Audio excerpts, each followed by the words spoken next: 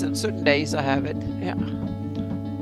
So we should have a couple other special guests hopping on tonight too. So, oh, cool. Yeah. Yep.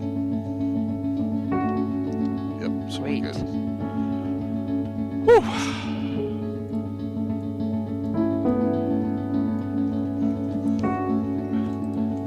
Start hitting up all the live announcements. Yeah.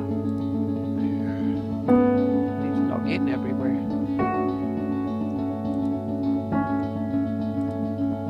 So keep on looking up for Roger. I told him between 5:45 and 5:50. So.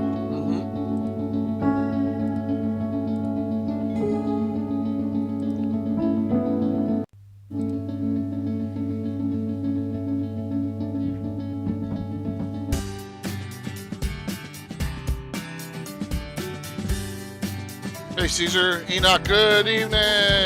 Yay!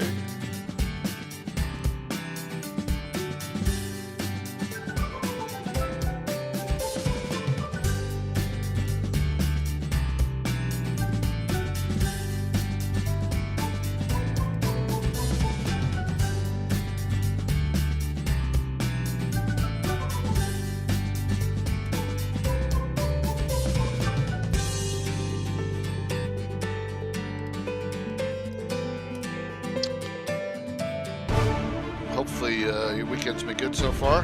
Recovering still. Feeling better. Anna? Oh yeah, I feel I have no issues now. I've been good for several days. It was only a mild kind of runny nose. That was about it. So I was good. And also my throat was bad because I've been babbling too much. We all are babbling. Yep. That's part of going to convention. I usually lose my voice after a couple of days.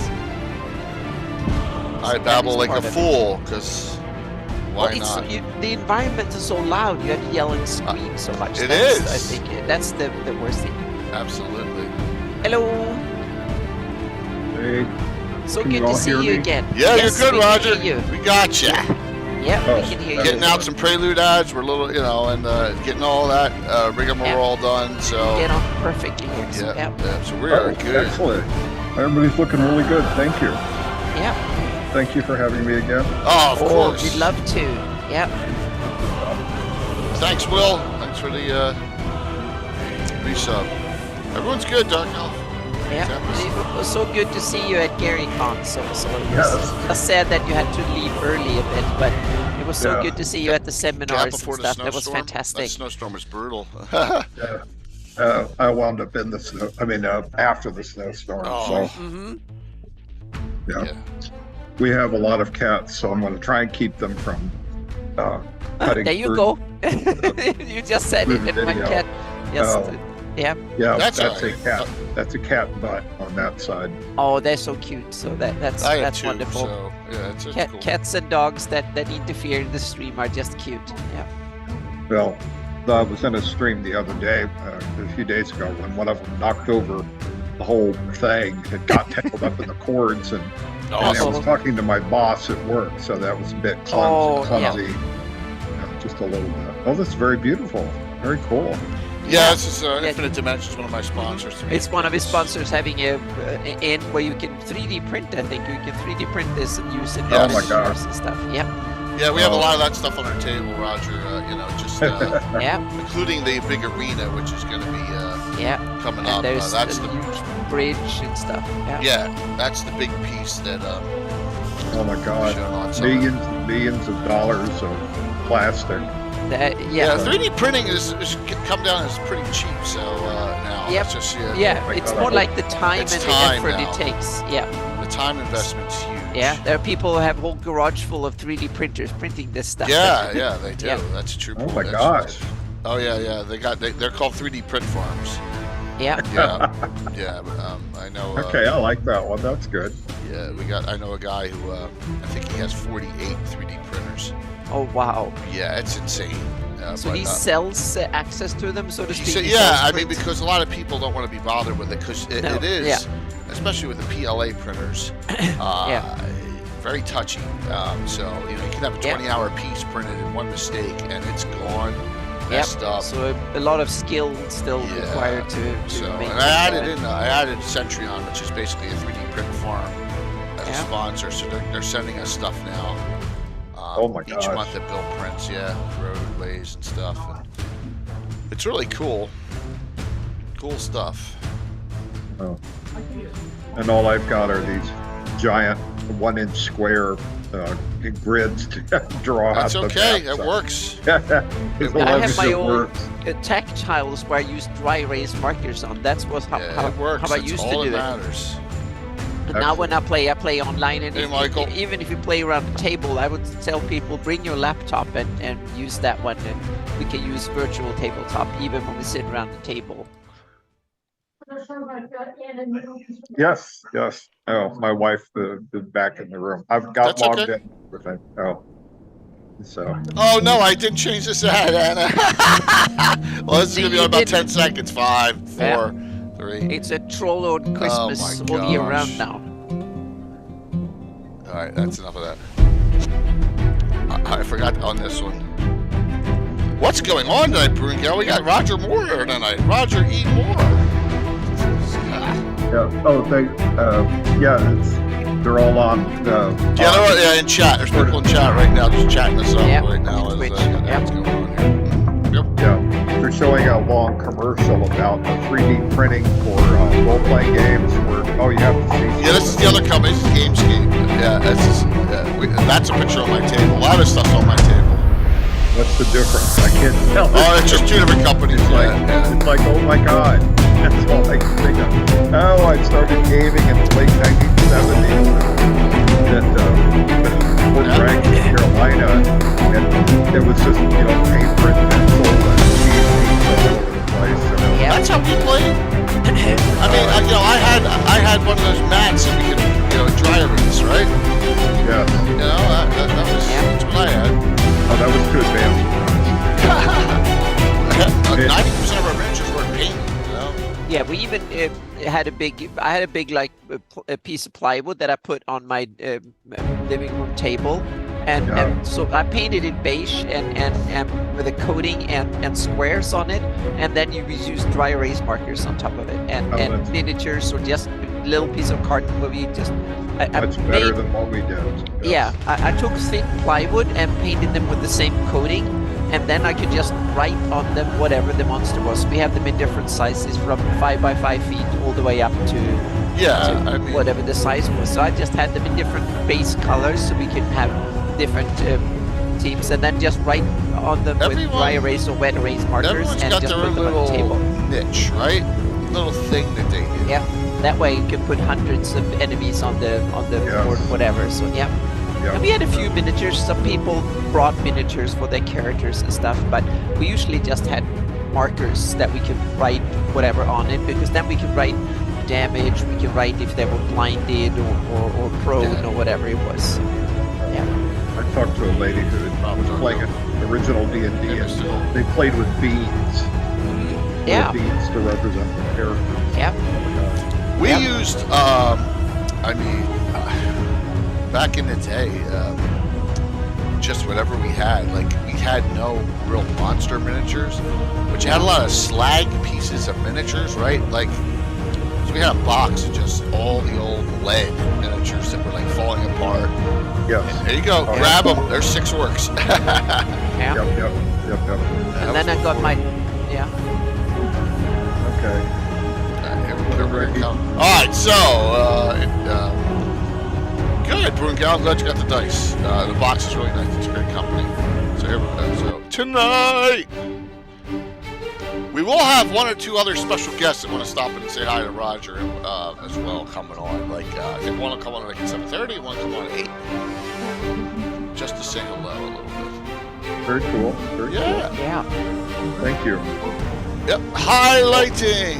We're gonna highlight. Right, I know last year we went through the entire gamut of some wonderful things, and but we can go almost anywhere tonight. Almost anywhere you all want to go. If I can't answer a question, I've got a little notebook and paper next to me, so I can Awesome. write it down Great. and answer it later. Yeah, and we have so many knowledgeable people in chat. So if we just ask Hey, it, Rob. someone will Google it, figure it out, read everything, and come back For you, in Rob. chat telling us. So that's another good thing. And shout out there. Hope I got the date and the time right. Uh-oh. Yeah. Clothespin tokens. There you go, Will. That's good. Whatever you. Sorry, we're it's gonna be a few minutes early here, but we're No problem. So now I set things up here. So Yep. rolling in. I have the camera set close to my face because it prevents cats from walking between The cat lurk. yeah, it's good. They do Yeah. a roundabout kind of walk where one of them in particular will walk in front of my computer, go around it, and come back around for another pat, and then go back Yep. around. Sure, again for because cats always want attention. I understand Yeah. that They do. 100%. They do. So Yep. It's like when I played Dungeons and Dragons online, DDO, and then one of my cats that I had back in Sweden lay down on the keyboard. That costed me like $500,000 gold. But my character starts spinning and throwing everything away and casting Yep. every spell possible. Yep, yep. alrighty. Good to see everyone that's come live. Yep. This is good. Oh, that's okay, LJ. Live. Okay. All right. Back. Good evening, everyone. Sunday. If you remember 2 Sundays ago when we had like the GaryCon Prelude show, I had a disaster of a night with the internet going down and all. So back on Yeah. this machine up here. Mhm. Welcome, everyone. First Gabbin post GaryCon. I'm J.K. Lucas. I'm with my partner in crime, Adam B. Meyer. Hello. Welcome back. It's been almost a year, but not a full year. A legend in TSR and a lot of stuff that went on in Greyhawk and some stuff you probably didn't even know that he did that affected the game, especially my gameplay in the 80s and 90s, especially Mr. Roger E. Moore. Welcome back. Good to see everybody. How are you? Doing pretty well, all things considered. Yeah. Yeah. Excellent. So Yeah. let's ask this question right off the bat. How was the experience for GaryCon this year? Very good. Very good. My wife had to do all the driving from South Carolina. We live in upstate, outside of Yeah. Greenville.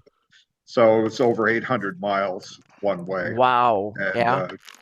she pulled it off. She did a great job getting us all the way up there and getting us parked and everything like that. So we had taken care of all of our accommodations and everything. We stayed in Elkhorn at a hotel. I used to live in Elkhorn, so I was very familiar with the area Okay. when I was Yeah. working at TSR. But it went great. I got to see so many people. There was mentioning online. My wife saw Vince Vaughn, but I missed him because I was trying to read my cell phone. I was poking at it. Went right by you. Yeah, Yeah. it went right by me, and my wife said, "Oh, there's Vince Vaughn." I said, "Well, what?" So I totally missed it. But I was glad he had a good time. Mhm. It was just amazing to connect with everybody again. Both of you, Yeah. Christoph, who runs the Greyhawk Earth Online. magazine. Yeah. And just a whole bunch of other people I used to work with at TSR. And it was Yeah. kind of, that's our old home week and everything. So Yeah. so we all get together and get to say hi to each other. But it was very nice. I pooped out a little bit toward Saturday night, and so we left early on Sunday because Mhm. I had to get back to work, and my wife did too. But it went well. It went well. All my time at the convention was wonderfully spent, and That's great. very Oh, that's- grateful to everybody. Oh, it was so wonderful to have you there, and thank you so much for coming to several of our seminars and discuss and Oh, it was much fun. Much fun. Yep. Yeah. Hopefully we showed some stuff. I mean, the community's really done a lot in the last year, and it's just been wonderful to be a part of it. And we really appreciated your input and participation at these discussions. And there's more to come, And I want to bring you back because I remember this last year. We went through all the stuff that most of it was Dragon Magazine discussion, like stuff that's on here, like the Bandit with Tom Armstrong, the Jester, Two-Fisted Fighter, the whole half ogre, all the Yeah. demi-human point of view articles with the deities. Mm-hmm. I mean, it's just Yep. like so much. And then I was like, when we got offline, I was like, shit, Anna, I didn't even talk to him about Return of the Eight last year. Yep, we didn't get to Oh that. my so, gosh.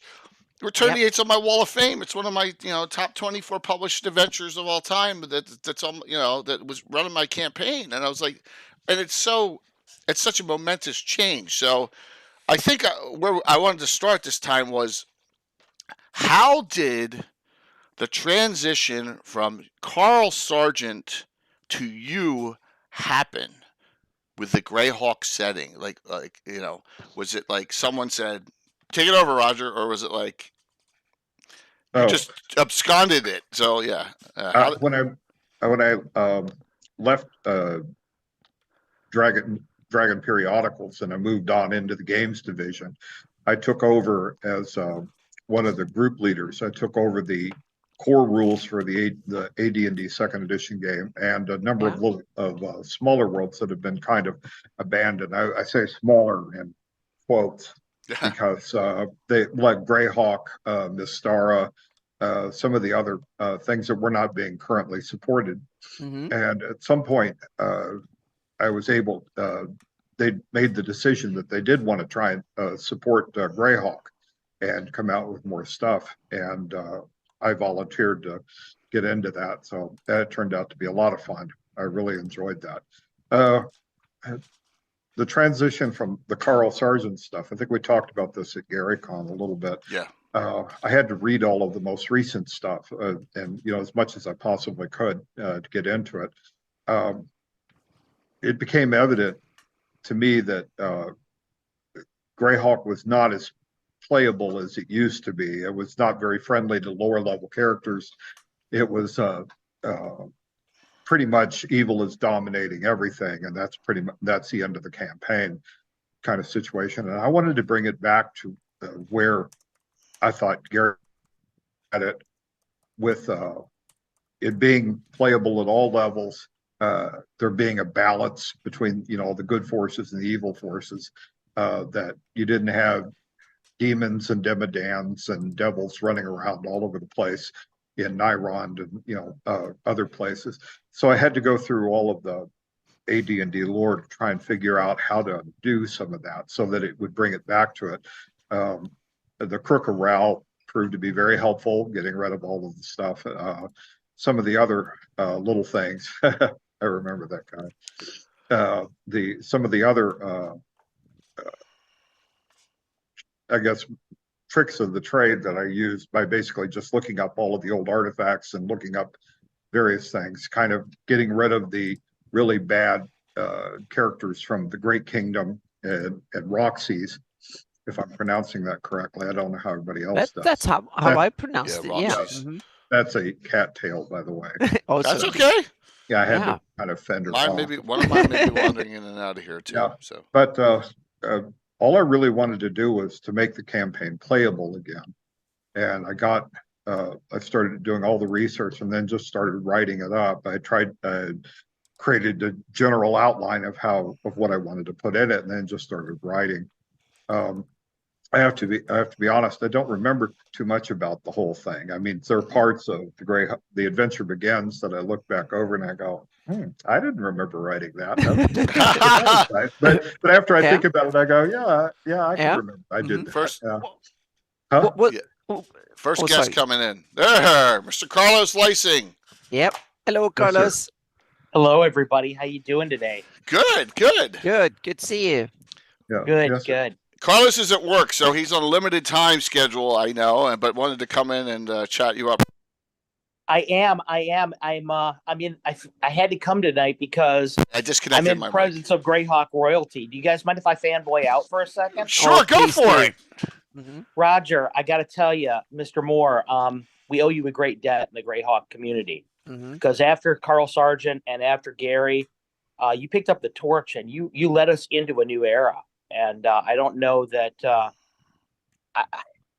Sometimes I feel like you're not recognized enough for your contributions and the stuff that you did for the world of Greyhawk in particular and its fandom to help us, keep the setting alive and carry the torch to a new generation. So thank you from me personally for doing that for everyone. Oh, you're very welcome. Thank you. Yep. You're welcome. Yeah. Carlos, I was too shocked to see you at GaryCon 2 years ago, when Mike Bridges introduced us at breakfast for me to articulate that properly, and I've always regretted not being able to say that. I was like a little bit shell shocked there when I first saw you, but now that I've had a chance to collect my words a little bit better, thank you. No problem. You're welcome. Thank you so much.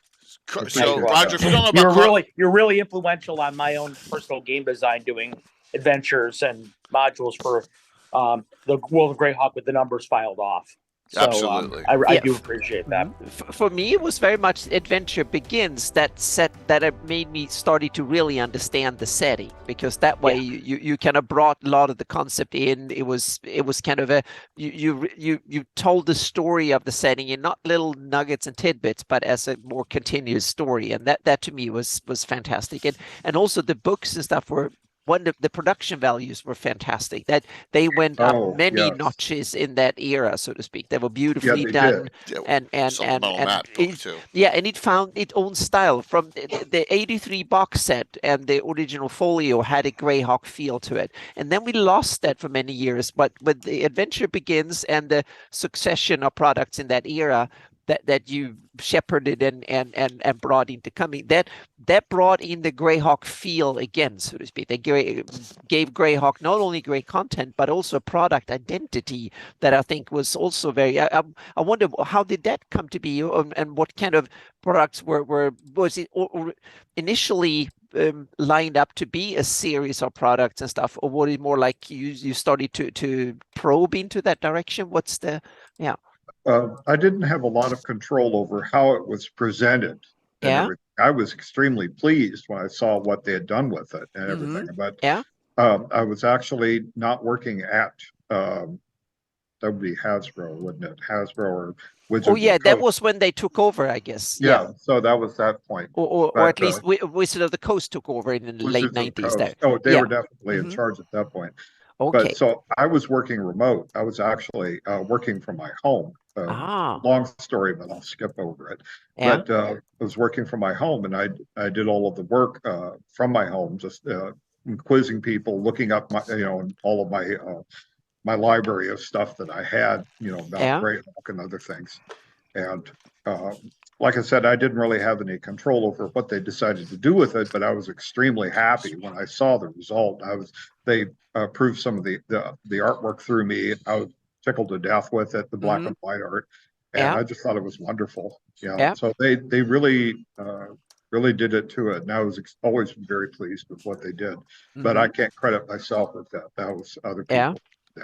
So what kind of products were envisioned? Was it early on that it's going to be a series of adventures, source books and stuff, or what was the intent, and then what came about, so to speak? We know what actually became published, but I'm interested to hear what the intentions and ideas and stuff were at the time.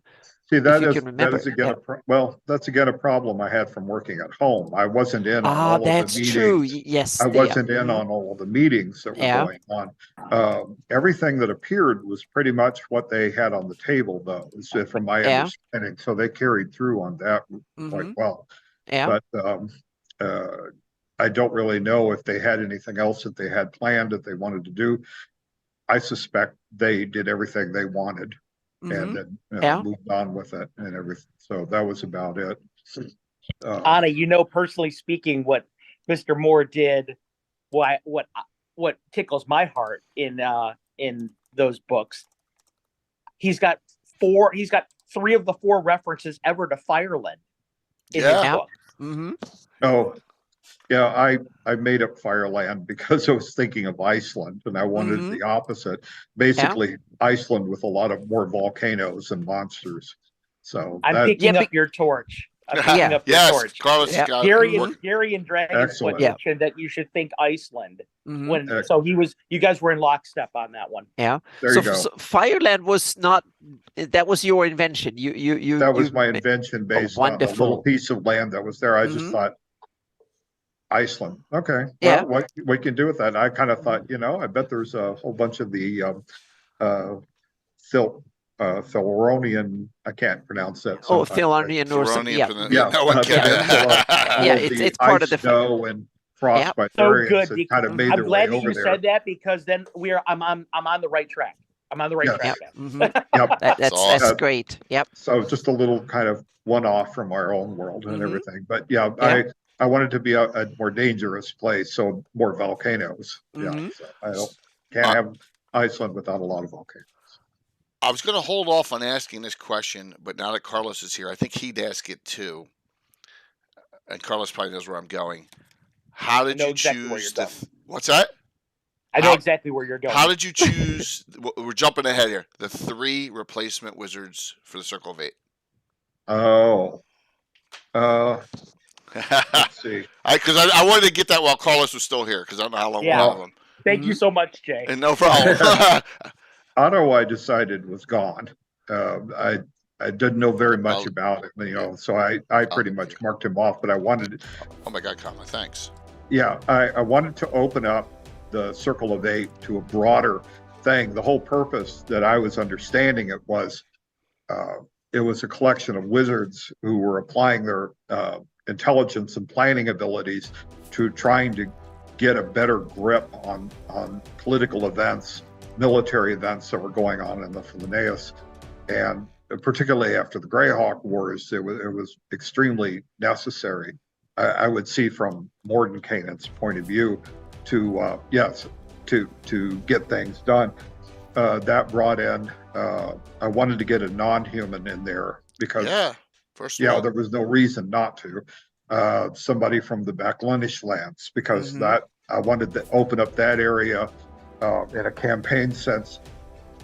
The way I've seen Gary Gygax do things is that he had a very top-down view of the campaign, particularly with the initial 2 releases in 1980 and 1983.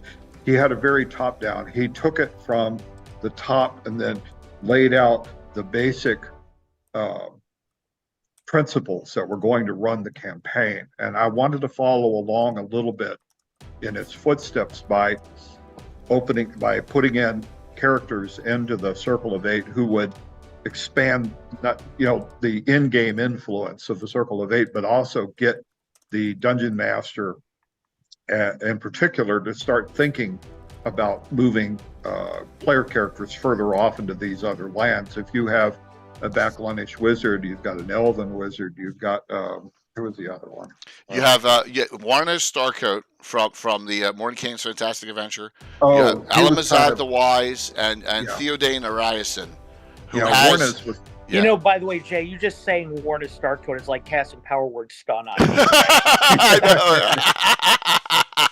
Warner's was a shoe-in because he had appeared in a previous adventure, and I was reading over him. I said, if this guy's not in the Circle of 8, there better be a good reason. Plus, wasn't he one of the... If Gary Holian is out there in the audience right now, I know he's heckling the hell out of me as we speak now from what Roger just said. But wasn't Warnus one of the ones who was responsible for making sure the Cook of Rao came back so that they could banish the demons? So that only made sense. Even though he's lawful, they're all neutral, by the way. All 3 of them. They're all the 2 are lawful neutral, one's chaotic neutral. So they're obviously not going to want a lot of chaotic evil running around, but they want to try and get things sorted out, and get control over what was going on, all of the craziness that was happening in Linnaeus. That was, my top-down view of how they were doing it was that this would open up more room for the Dungeon Master to expand the campaign in certain other directions that had not been there before. Now you've got an elf in there and a dragon they're going to start pushing their own agendas. And this is, very necessary to broadening the campaign because other people are working on, different other parts of Orth and bringing it to life and everything. And this is just one of those steps I saw as necessary to try and get it in there. Try and bring that And you also kept up an interesting tradition that seems to almost come with every fantasy setting. You need a wizard or a cabal of wizards to be the kind of ambassadors and guide you into the setting. Meaning Middle Earth had Gandalf, and meaning almost every setting seems to have it. And it's kind of cool that you kept that tradition of having wizards that were the ambassadors, the guardians, the major figures that you can cling on to and hold on to as taking you into the story and presenting the setting. So yeah. It's my understanding the Circle of Eight, from the reading I've done, it's actually the third incarnation of a group of eight characters. The Citadel of Eight, the Circle of, there was something else of eight. But most of them were high-level player characters of just any sort. They weren't necessarily wizards. A lot of Gary Gygax's old characters and some of his friends' old characters and everything, just basically, getting together and go on adventures. And I saw that as the evolution of that system, which is the first one I ever saw in a role-playing campaign universe, where you have people who are starting to ally with each other, high-level people, and starting to say, we need to do something. We need to get some changes made here, and we need to get some people to do some work for us and everything. It's like a lot of it plays off of the Lord of the Rings. Gandalf didn't do all of the footwork, although there's a great chapter in the Silmarillion where it certainly looks like he did a lot of the footwork, but he needed other people. He couldn't do everything by himself. He had to send adventurers off here and off there and everything. And the Circle of Eight was able to introduce a lot more middlemen into the whole thing. And because you can't always have Warden Kanan show up at the character's door and knock on the door. You want somebody a little lower level in his organization, or tricked by him into doing this, so that they can bring about the changes that are necessary. So it's some people would call it kind of an onion, layers of the onion skin, where you keep going further down in and you're finding out more and more about who's behind different things. And from the Circle of Eight, that was how I was envisioning using them. Carlos, how much time do you have? I was going to say, I'm going to duck out right now. Do you mind if I come back? Not at all. Of course. I'm going to duck out. I will be back. Yes. Because I'm having so much fun. But before I do, I wanted to ask Roger, how's the kitties? How's what? How's your cats? Kitties? Oh, the cats. Doing pretty well. The oldest one, who's almost 20, had a scratch on her eye, but is recovering quite well from that. 20. I post a lot on Facebook about this, about the cats and how annoying they are. But I feel like being a cat person, I'm like, I can relate. So I'm going to duck out, guys. I will be back here in about 15 to 20 minutes. All right, sounds good. See you. Sounds good. He's working. He was so excited there. And Roger, if you don't know, Carlos is CSL Entertainment. He does some limited streaming, but Carlos is always at Gary Con. He's been active. I'm doing a Casey moment, everyone. Sorry. He and I jointly wrote Horror in the Hools. Yes. I thought he was the guy that, I saw there was looking at a mountain of new material that was coming out of Greyhawk, and I was astounded. I confess I felt very lazy and sloth-like when I was reading. No. But, I haven't gotten a whole lot of new stuff done for the Earth Journal, but since Christoph has kind of been incapacitated, but I'm getting back into it, and I've started it up again to do more articles. So I wanted to get that one question in because I knew that was Carlos and I were thinking the same thing. But let's step back here. And by the way, everyone, we're talking about the Greyhawk era, Sergeant to Roger Moore, but we're okay for opening it up for any questions for Carl. I mean, for Roger. Oh my God, my brain. I'm getting old too, Roger. I'm getting, oh my God. No problem. So some questions about The Adventure Begins. Number one. How did you decide I got to use this Crook and Rail thing to get all these demons out of here? Sure. And from that, were you like, these animuses, there's too many of them running around the Great Kingdom?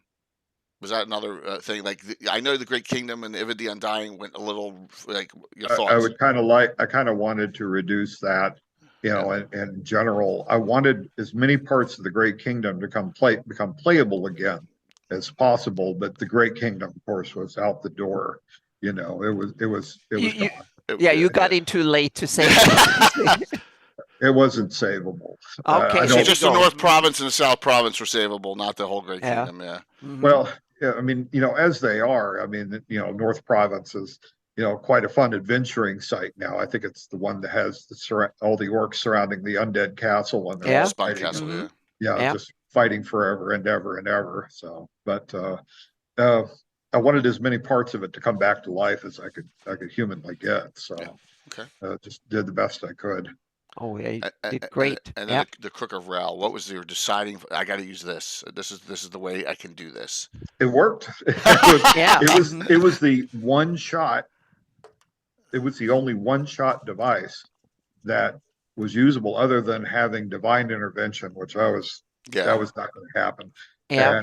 And it was the only one shot device that looked like, when I read up on the artifact thing, I thought, this could actually do it. It's Rao, he's in the campaign setting, so this is really a Greyhawk item. So there was, I have to give a little background. There was Please. there was kind of an unspoken competition for a little while to kind of steal off some of the Greyhawk items and make them parts of official parts of other campaigns. I won't go into detail, but I responded to that pretty vigorously. I was not going to have anybody else borrow the Crook of Rao and say this belongs to Forgotten Realms or something like that. That just wasn't going to happen, and or any other campaign. And I wanted to bring everything back, but the Crook of Rao was the only thing. It was literally the only option I could dig out that would solve the problem at once, but maybe not completely solve it. Like, there's still a few, higher level protected demons that may hang around in the mountains in Nyrond or something like that. Sure, why not? Yeah. Yeah. How much? Oh, sorry. Go ahead. I was going to say, how much of the Crook of Rao, how much was detailed before and of Canon Hasten and stuff, or how much of that did you invent, so to speak? Was it just like a mention in the DM's Dungeon Master Guide? Yeah. I would have to go back to, like, I've got the whole original D&D set. I would have to go back to the descriptions of the artifacts that were written up in there. I think the Crook of Rao was in there, and I started there. Yeah. Read about what Gygax had written about it and other stuff. I can't give you specifics. Okay. The more I read about it, the more that an act like that seemed to be within reason. If you got a high level cleric, the proper thing, it looked like something that could be done. And I just said, we're going to just make it the default setting, because this thing has to be fixed. There were some other things I did in trying to curtail Ia's the expansion into the other stuff, and managed to get some of that worked out without using artifacts and everything like that. But there were just a number of areas that had to be pushed back as much as possible so that you could get a good campaign running again. But as far as the Crook of Rao, I would have to go back and look it up in the first edition Dungeon Master's Guide and see what they said about it. I tend to by default use first edition DMG, first edition AD&D stuff as more or less the Greyhawk setting. It's default and everything. So I tend to. So I have a question for you. It comes from Tyra, who I'm told is your son on here. Do you have any favorite moments acting alongside Richard Keel and Moonraker? It came from your son. Oh, that's great. Oh my gosh! I was not a fan of Moonraker. But that's okay. Yeah, that was awesome. That was done out of love, I'm sure. So yeah, very cool. Yep, awesome. He got me. He got you good. There, so, he got me good on that one. Yeah. Wow. So how? You made some decisions. You made some changes, which was great. Time frame, I'm assuming this came out, they're both saying 98, right? Yes. This first, this second, beginning of the year, end of the year? Okay. All right, cool. Yeah. So to make sure. So thanks, Rob, for gift subbing. That's awesome. All right. So this is like a year or two before the second edition ends. So we call it a 2.5 submission, roughly. It's in the end of the second edition era. Before it was coming up there pretty close. Yeah. Yeah. Before the Living Greyhawk crew gets a hold of things, and does what they do with the Living Greyhawk. I got it right here. So then this Living Greyhawk is a tier comes out. What's this? Yeah. 2000. 2000. Right. Yeah. So when you brought this out, I'm assuming what you wanted to. You didn't. There wasn't anything that was like not cutting edge. What's the word? Dangerous. It kind of kept it safe for the most part, but put like any memories in the book that you're like, man, I'm gonna just push it here a little bit.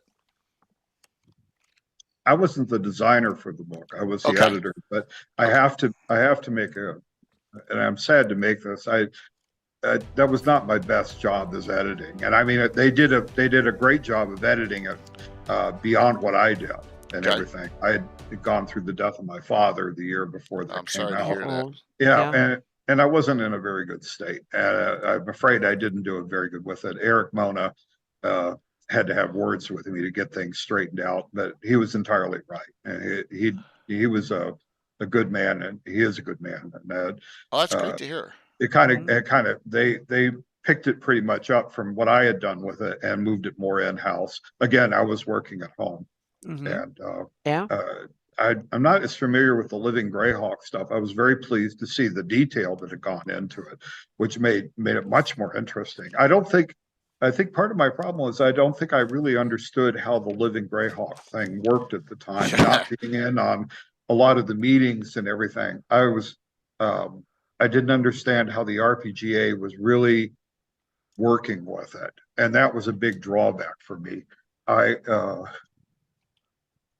have a lot of regrets about that one, mainly because I don't think I did a very good job with it. Although it came out and everything, and it looked great.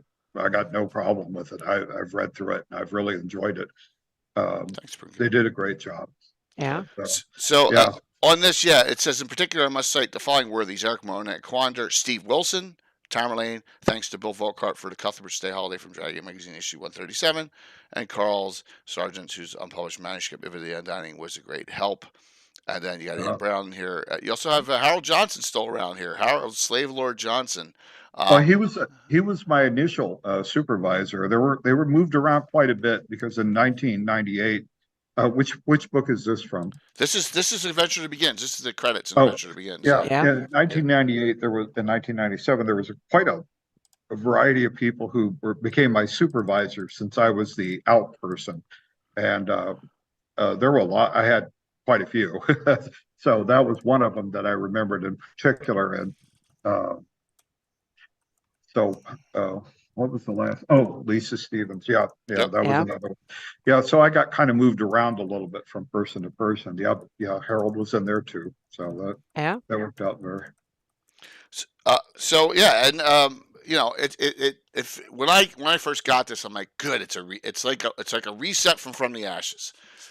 So I can take the stuff I have been fighting with all the time and fix it, and then I can also keep the stuff I like and throw away the stuff I don't like Philidor. So there you go. Yeah, absolutely. I tried using everyone. Yeah, I understood in that. It was it's a good book and a lot of neat things. The maps are great in the back too, and you have this adventure map set, which you got the Isles of Woe, Mistmarsh, Ogre Meat, all places, pits of Azek Zeal, that you can really. Thanks, John. That you can really, I'm covered, so I should just scroll down inside. I'm not using my head here. That's what happens, Roger. You get old and you poor Philidor. Yeah, I know. No problem. Yeah, some great artwork. I wonder who did most of these. Sam. Yeah, it's Sam Wood. Sam Wood. Okay, cool. Oh, he did a beautiful job. Beautiful. Oh yes, his map. Pleased. Yeah, especially the color maps. He did a series of them. That were some of the best cartography done for Greyhawk period. Yeah. All right, Roger. So what is? I had a question. We'll add so I don't get too far behind. You have a favorite? We're going to go back from a question. Favorite Dragon Magazine article you're at? It would probably have to be Bobby Yaga. Yes. Okay. when I started Bobby Yaga's Hut, I'm sorry, but I have to rant for a little bit. Please. A happy rant. Please. I wanted to do a real tesseract. I wanted to do a real hypercube. One that actually worked the way it was supposed to, instead of saying, "Oh, you're just in infinite space." I think I saw one Bobby Yaga's Hut adventure, which was pretty vague about all that. I was kind of sad, but I built a cardboard model of a tesseract in my office. And I had to use Scotch tape and cut up the little pieces and everything and tape them all together so that I could unfold it, fold it back together, and just say, okay, if they're in this room and they go upstairs, they're in this room. I labeled every room, and I would just keep going. And if you keep going upstairs, you come back to where you started. If you keep going off to the left, you come back to where you started. So I got all the hypercube parts. The hard part was the cube, the extra cube that has to fold over everything, which is the tricky part. And I managed to get that one right. I had to play through a whole bunch of those to make sure I was getting that right. But I think I pulled it off. They revised, they came out with a 5th edition version of the Dancing Hut, which was pretty much the same thing, as the original one. So apparently whatever I'd done with it worked. So I was very happy for that. Absolutely. So a lot of people love playing this. All right. So here I think I said this last year too. Carl Sagan taught me this. A tesseract is a 4-dimensional object's shadow in 3 dimensions. Right. That's what a tesseract is.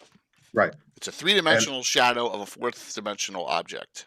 Well, it's easier to think of if you think about, like, you've got a regular cube and you're projecting it onto a sheet of paper. You're taking it from 3 dimensions down to 2. Yeah, and it's much easier to visualize what's going on. Yeah. You can actually see the one side of a regular cube that folds over in 2 space that anyone in 2 space will not be able to.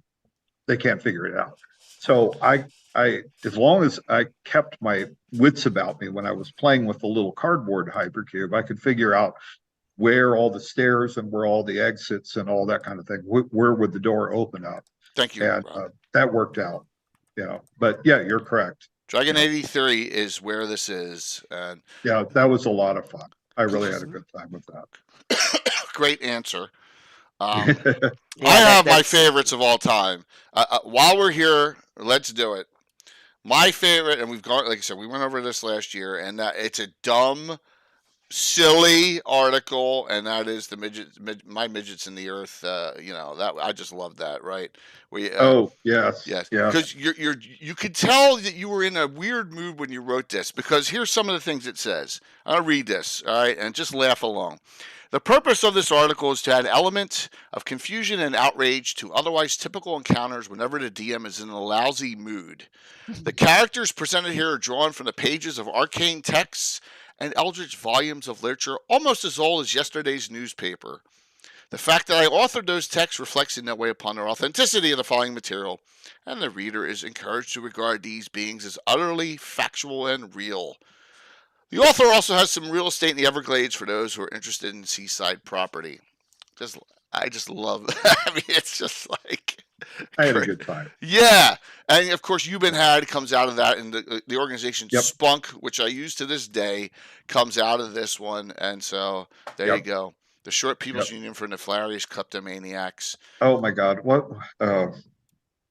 His name is on the tip of my tongue, the artist for that. I don't know who did the artwork for that. Oh, shoot. I knew him really well. Oh, my God. I can't. No, not Keith Parkinson. It was one of the ones who used to do a lot of Jim Holloway, Giant Stop says. Jim Holloway. There you go. Thank you, Will. Jim Holloway. Yes, that was him. It's so cute. I knew him. He was a hysterical guy. He was hysterical. There was nothing he wouldn't do. It was great. But he did a lot of illustration, especially in Dragon magazine. He did tons, that are really good. His style is fantastic. He lived in the area that made it very easy to sit. People who were nearby or had very fast access to Yeah. stuff. Valerie Valusek didn't live there, but she could get stuff in and out very quickly. She was excellent. Anybody else, people particularly who lived in the area, got preyed upon a lot by Dragon Magazine. Well, we have to remember these are days before the internet, and you can just Before email or texting. send something. Exactly, Hey, it was get before over the here. fax machine almost and stuff. So you couldn't. High graphic art has For to cell be delivered in phones. person, basically, or sent through FedEx or something. So yeah. Yeah. There weren't even car phones until like the mid Yeah. '80s. Yeah. The art director at the time, I think, was Roger Ralph. He was a good friend of Holloway, so the two of them would conspire a lot to get all sorts of stuff done. It was great. Yeah. And if you weren't privy to my April Fool's Day joke, I threw You've Been Had in there. Oh wow, yes. All right, Please so show that one. The adventure that I supposedly ran last night, and there's jokes throughout this. First off, I put 5E Order of Eula campaign. That should be a joke right there with me. Adventure number 666. Vampire Thrommel destroys Greyhawk, because you all know how much I hate that. Mitch Cumstein, that's from Caddyshack. You've Been Had, Happy to Wonder Clown, and special appearance by Gary Holy and Bluffett Smedger. And the joke no one got is this Fleet sponsor giveaway drawing, and if you're old and you know what that is, you get it. So that's a company that they make something. So there you go, and that was it. I actually had one person go, "Ooh, I can't wait to turn on." They were serious on Twitter, and I was like, "No, this is a joke, everyone." So there you go. I had to throw You've Been Had in there. Excellent. Yeah, you knew I was joking, Rob, when I put in Gary Julian in there. Yeah, absolutely. Yeah. So we all can take a joke sometimes, and those were some of the wonderful things that Roger did. Some things that we discussed last year. I know Carlos will be hopping back on, and then our other special guest will probably be hopping on. He said right at 8:00, and that is the half orc, half ogre. The whole half ogre was yours. I know there was a little blurb. I think that the Gary Gygax did back in like Dragon like 12 or something. It was way back there. 30. I don't remember. It was before 30 something. Okay. Yeah. That's what got it going. Was he started talking about it. He was aware that some people were doing it, and so he kind of threw off some fast thing. I think I mentioned it in the article, his original thing. And I tried to carry it a few steps further from where he was going with it and everything. It was, what's the equivalent? Goliath character. Maybe it's a little more of a high-powered Goliath character from Pathfinder, something like that.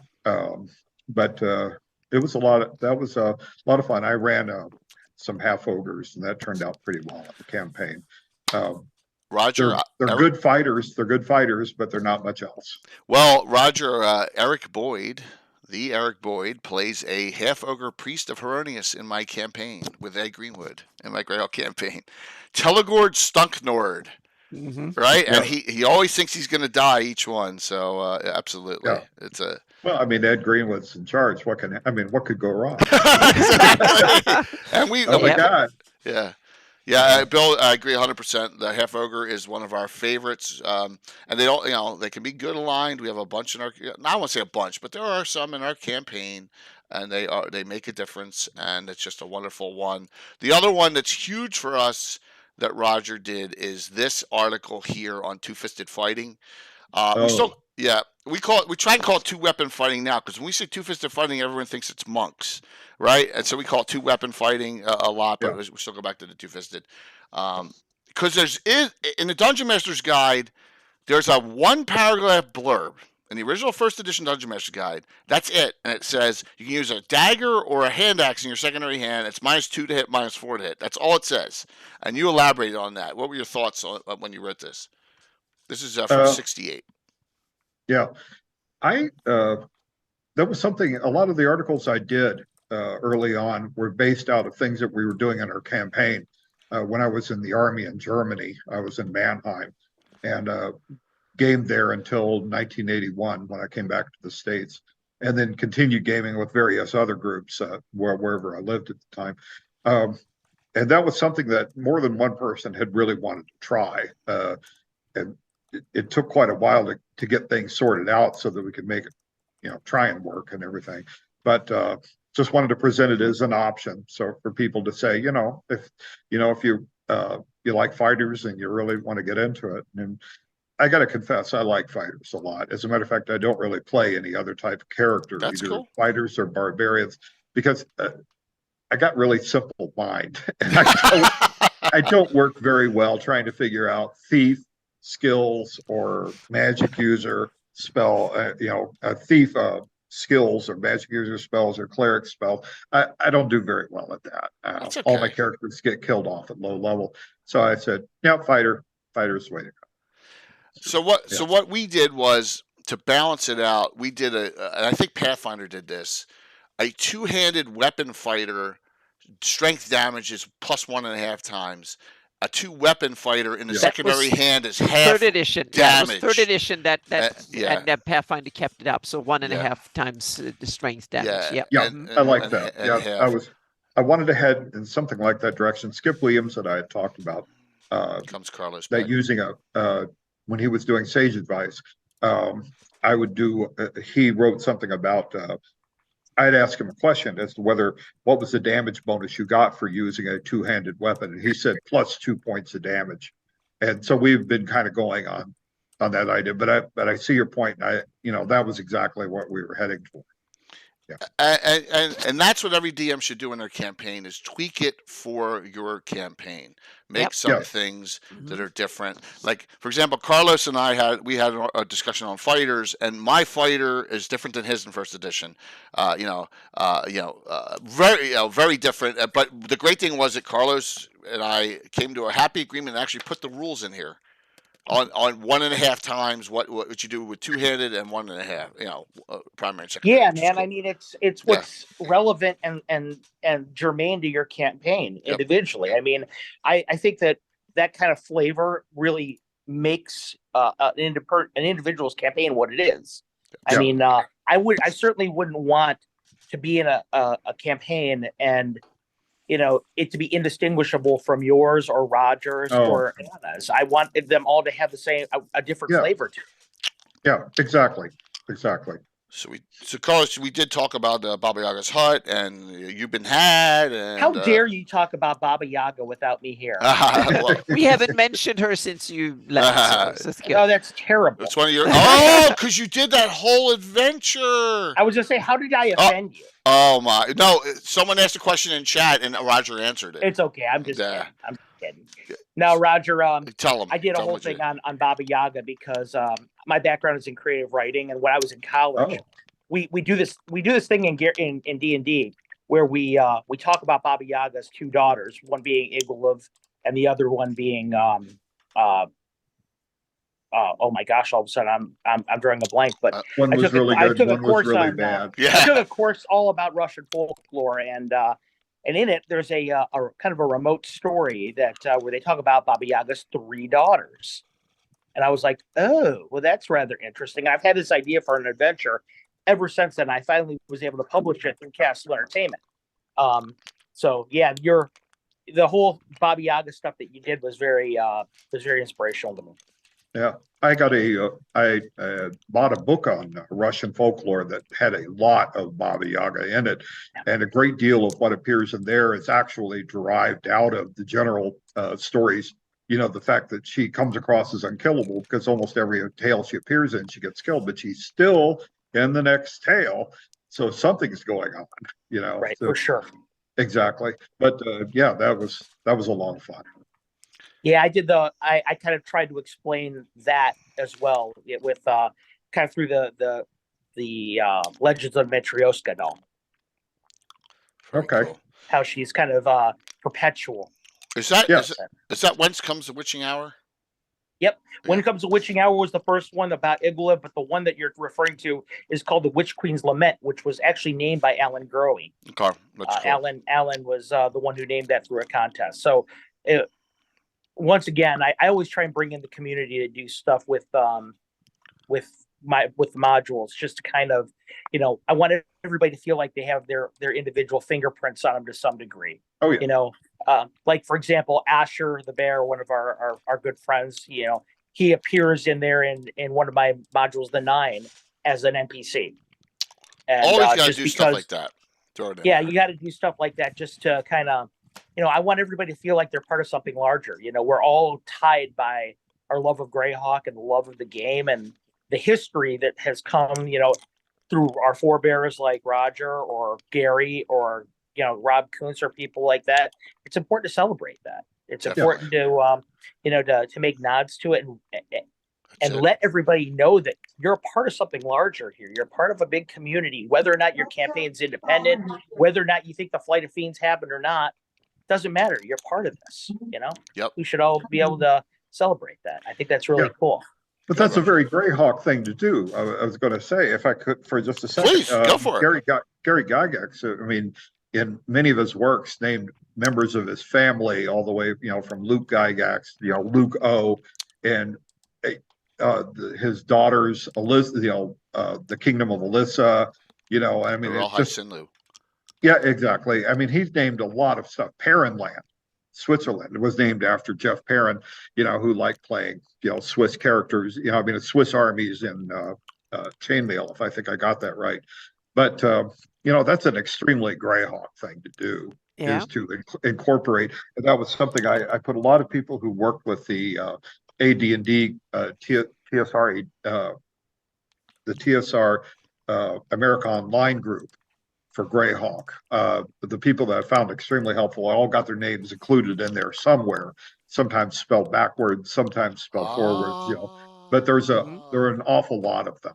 So Anonson just asked the question, any new specific Greyhawk tradition of name jumbling? You just answered the question, so there are some in here. Oh, there are a lot. Oh. There are a lot. Yeah. So I tried to name as many as I could remember, at the front, because I want them to know that they are indeed part of a bigger thing. It's just like you're saying, you're exactly right. And the Greyhawk is especially good at recognizing people like that. So that was what I wanted to do. It's almost kind of like the responsibility of the people who do work for the setting, whether it be, people like myself who are not official nearly, or people like you. We've it's kind of like a tradition that you have to uphold, as you said. And by the way, the character I was referring to, Roger, was Vasilisa the Fair. Yes. It struck me now just as I was going. That's the one. You're right. Very cool. Yeah, exactly. So, Carlos, ask away while you're still on here, while you can stay on. Ask a question, please. Okay, I'd love to. One thing about can I go? Have you guys touched on Return of the Eight at all? Just what we did with you. Just a little bit. Just a little bit. There's some design choices that you had in Return of the Eight that I'd like to ask you about. Sure. The first thing is, and this for me as a adventure writer, this is stuff that this is my meat and drink, so you'll have to forgive me if I'm geeking out a bit. But sure. One thing in particular I noticed was your inclusion of a lot of Fiend Folio monsters, whether it be the Bloodhawk or whether it be the Crypt Thing or things like that. Was that a dedicated choice in your mind to use more obscure monsters, or was that something that just kind of went off the cuff? Yes. That's a Len answer. That's awesome. Before I joined TSR, I remember distinctly there was quite a reaction against the Fiend Folio because the monsters were not very well described, as they were presented. But as time went on, people in TSR began to make a real drive to essentially reinvent some of them. The flump, I guess, but to reinvent some of the monsters so that they became much more interesting. Some of them had actually quite interesting backgrounds. I know the Grimlocks are based on the Morlocks from H.G. Wells. Yeah. Thing. But everything needed a little more work. So I tried to add them in there, partly because I knew people. I'm pushing off a cat. Sorry. I knew people. Did not often use the Fiend Folio. And if the Fiend Folio stuff appeared, they would be caught off guard. Exactly. That's exactly why I do it too. Yes. Yeah, exactly. They would be caught off guard, and it would be more difficult for them to kind of figure out what was going on, what was this thing, and everything, unless they had spent a lot of time working with it. So I did indeed include stuff. It was kind of off the cuff, and it was kind of deliberate to put more. I wanted to make them more official and everything. Another thing I want to ask you about is one of the things I love about Return of the Eight is you create kind of the template for a couple different things here. And one of which is for people like the Circle of Eight, all right, you kind of gave us the idea, the idea of what a member of the Circle of Eight's home would be like, whether it be like Jalarzi's Tower or whether it be the Citadel of Infinite Depths. And I think that they're so different and they reflect their levels and accomplishments. And that's really cool. But I wanted to know a little bit about Earthblood and your thoughts about that. That's a great question, Carlos. You know, what inspired it and what in your mind is it? I'm going to have to write that one down. So give me a second. I thought Earthblood, sorry, and Red Steel were kind of related when those box sets came out. I may be wrong on that, but okay, I got the idea. I had read an old fantasy novel written by a British fantasy author named William Hope Hodgson. He was a pre-World War I writer who was actually killed in the First World War as a soldier. So he never got very far with things. He did a giant magnum opus called The Nightland, which was a dream future, Earth millions of years in the future. And he had a thing called Earth Current, which would actually power things. And it was a kind of a geomagnetic force. I can't explain it any better, but it gave me that was what kind of sparked the idea for using Earthblood. And the more I got into it, I kind of wanted to hang on to it. I wasn't sure where I was going to go with it. I'm actually, now that you mentioned it, going to have to reread the adventure to kind of see what I was doing with it. But wherever anybody wants to take it is perfectly fine, you know. But the thing that sparked it was William Hope Hodgson's The Nightland, which it's difficult reading because he used a very odd style when he wrote it, but it's well worth it. You know, it's a very nightmarish thing.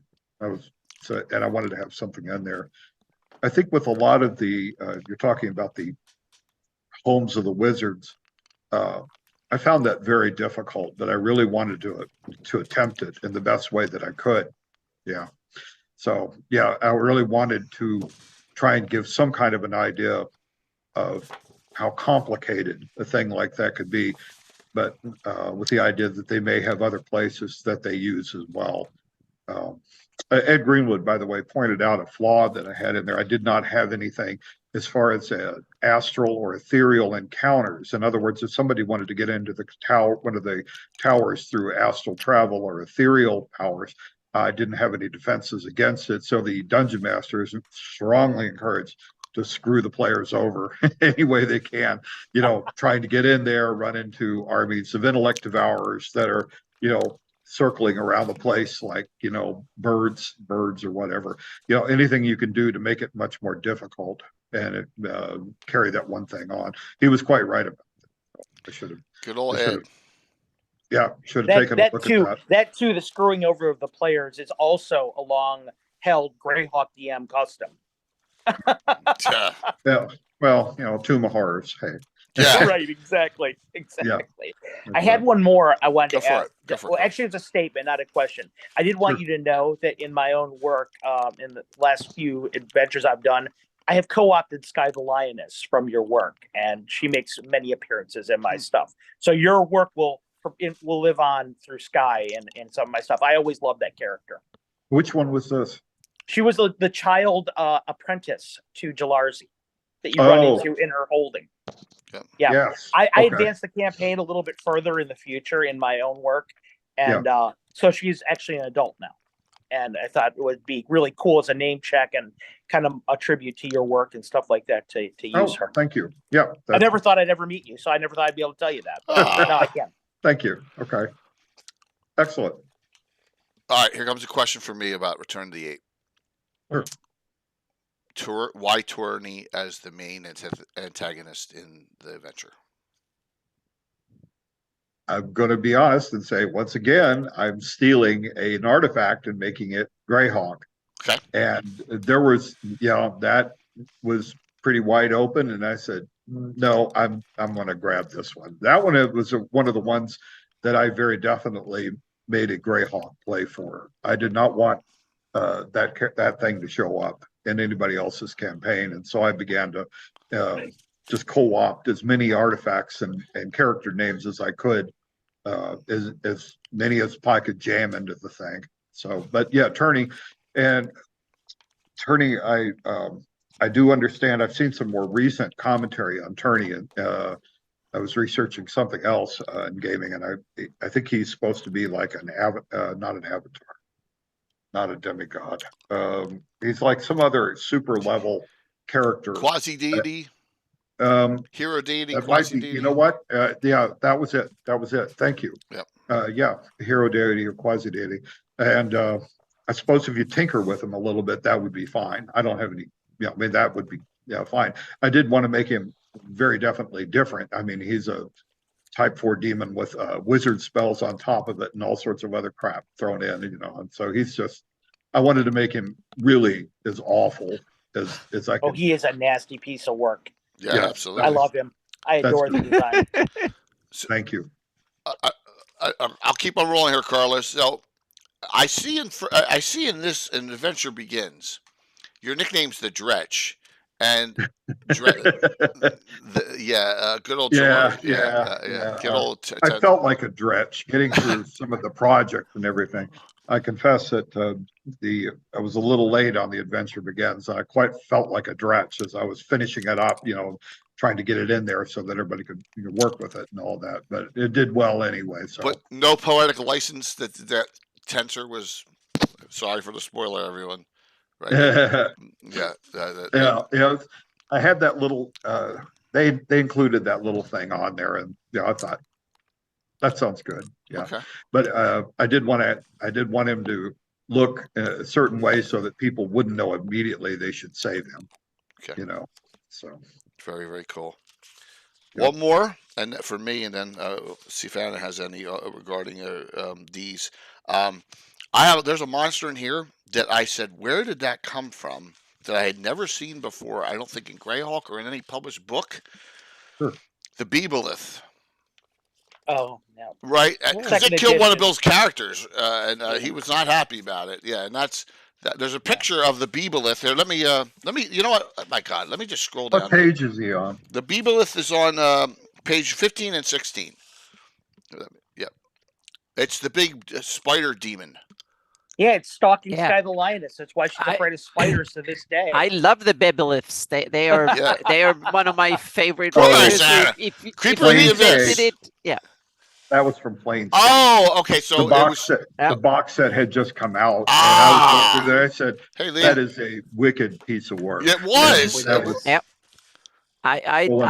I worked on the Beebalith even further. So for me, those are abyssal grazers. They are the ones that eat abyssal vegetation and stuff. They are basically a form of scavenger, whatever. So if they are eating them and other demons and stuff. So they are the native. They are not demons in the normal sense in my campaign. They are actually the ones eating what grows in the abyss. It grows big enough, and they feed on all sorts of stuff like that. So they are natives to because I thought they were not humanoid or any of that way. So they are a thing that sprung out of the abyss itself, so to speak. So I have them. I'm sorry to smile so big when you're talking about that, but this is one of my failings as a dungeon master is when something really awful is about to happen, I start laughing. Oh yeah, it's smiling at everybody. Goes, yep. Really, what are you doing? Yeah.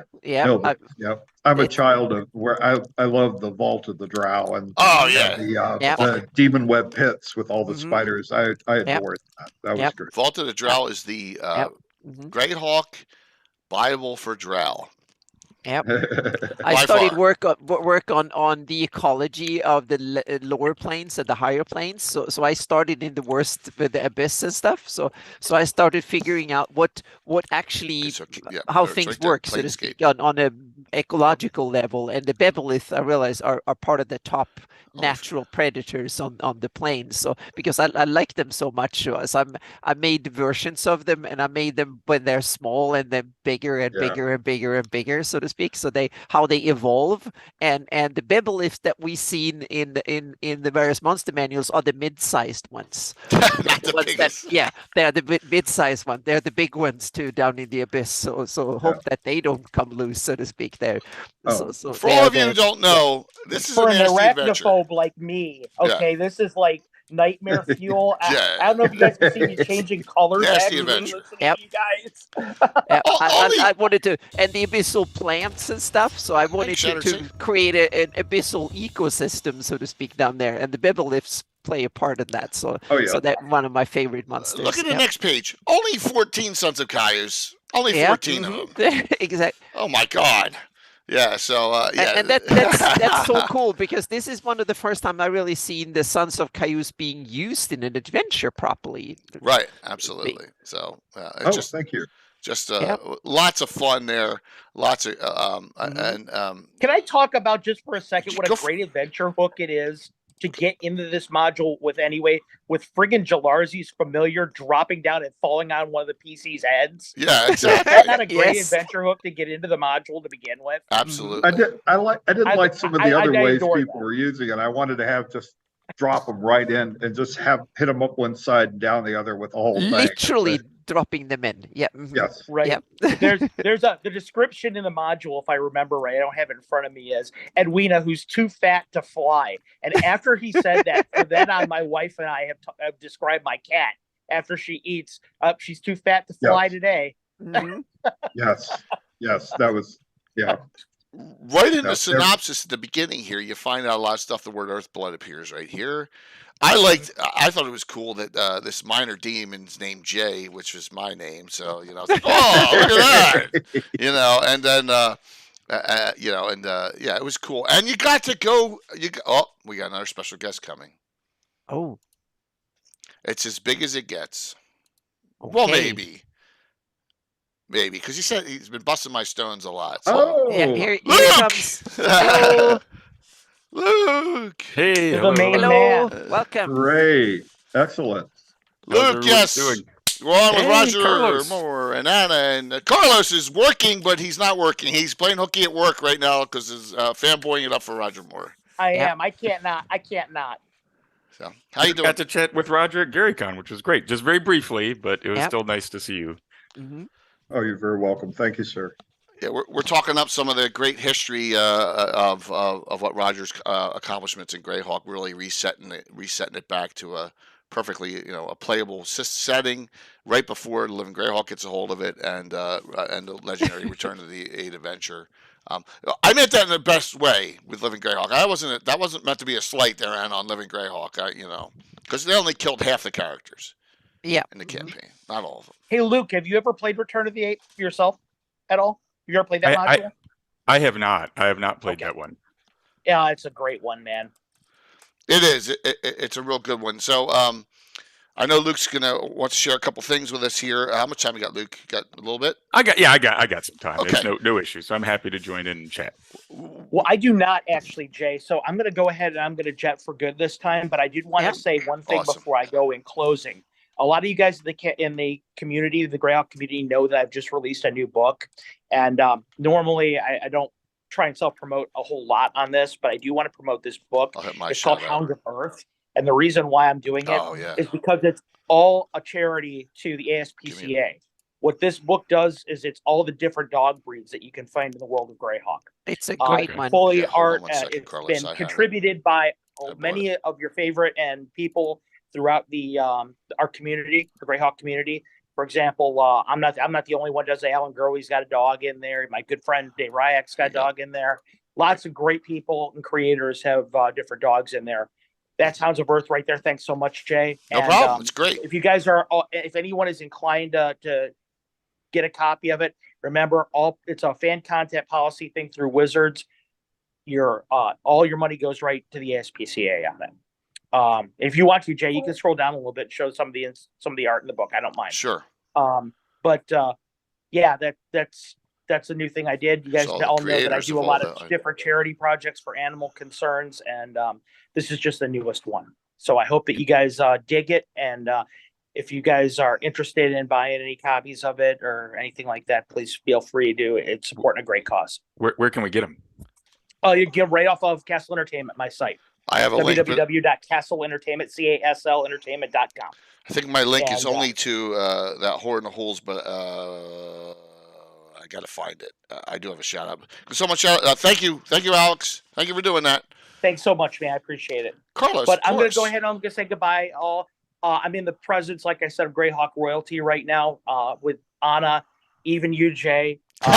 You know, Thanks. I mean, you guys are I get well, Jay. You know, you and I have been friends for so long that it's kind of like I've watched your whole journey through this. So it's a little more difficult for me to wrap my mind around that. But how far you've come and all your everything you've accomplished, which is astounding to me. But I'm talking to people right now that I never thought I'd ever see in my life, and it's humbling, and the gravity of it isn't lost on me. So, guys, thank you very much for everything you've done, Luke, Roger. You've made a huge impact on my life and the way I see Greyhawk. I can't thank you enough. Well, I hope to see you soon in flesh sometime at a convention. Oh, I hope to see you too, man. I miss you, Luke. Definitely. And my daughters say hi, by the way. They were looking girls for you. I said hello, please. And Roger, tell the kiddies I said hello. Will do. See you, Carlos. Thanks, man. Bye. Yeah, so Luke, thanks for hopping on here. Yeah, of course. Last year when we had Roger on, we never even got to Return of the Eight or any of the Greyhawk discussion. We went through all the Dragon magazine articles that Roger had done, which is wonderful. Do you have a question of Roger? I don't. I didn't come in prepared for that. I'm working on my Kickstarter stuff, and so I'm totally focused on that. Yeah, it's coming up on Tuesday, so that's been in front and center of my mind. So yeah, I apologize. I don't. That's okay. We're looking forward to that. Really. Yeah, you have to get that book, Jeff. It's good. I have it right here. It's in PDF. It's really cool, and then you look. Even Leonard has all the individuals who participated in making this. Like I said, the community does such great work overall. Here you go. Look at the list of this. You got Alan Grohe, Lei Kim, who is the learned, Dave Ryak, Leslie Reno, which is everyone knows is Oblivion Seeker, right? Leonard Kafka, Jason Jacobson, Rich Diolia. That's Rich is on all the time. Talos, yep. Yeah, Jeremy Brazil, Stetson Chrysler, Sarah Danglier, and Blue Amrich. You got a lot of great people that participated in the creation of this great thing for charity. So back to Return of the Eight, and then we'll get Luke in with a little announcement here shortly. Question for you, Roger. Yes, sir. I'm assuming you had to create Alamazad the Wise and Theoden Ariason and Hutnam Mask, the Greyhawk Dragon companion, from scratch. Yes. Thoughts on? I know you want making an Elementalist was brilliant because it was out in the Tome of Magic, but this Alamazad is uber because he has all four elements. He's a super elementalist. What were your thoughts on creating those two new? One has existed, as you said, on those two characters. Yeah. Well, as I was saying, I wanted to see the world of Greyhawk, the campaign setting itself, expand because more people I was aware were working on, trying to get beyond the Flanaths, and go on ocean voyages over to this place, that place, Monoland, the place where the Asian cultures are rumored to be, and try and get around the world a lot more. This is again is how I was seeing the door opening so that people could get into it by adding. I wanted people to have.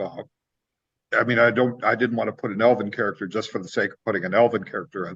This I looked at it as opening up the key for like going on missions for Selene or some of the other, elven kingdoms that were going on in the whole thing. So they exist for a purpose, it's like the view I have of what Gary Gygax was doing with Greyhawk was kind of a top-down thing. He created the basic principles by which the whole world would work, and then add in other stuff that would move it further out, like with the Giants Drow series. He was working in a direction to open up the whole new areas of the campaign, the underground, basically, and he was working to create an entire ecosystem underground and present it as a new campaign area for people to go in. And then with the Drows here, with the Demon Web Pits thing that he did with Dave Sutherland, was basically to open up the Outer Planes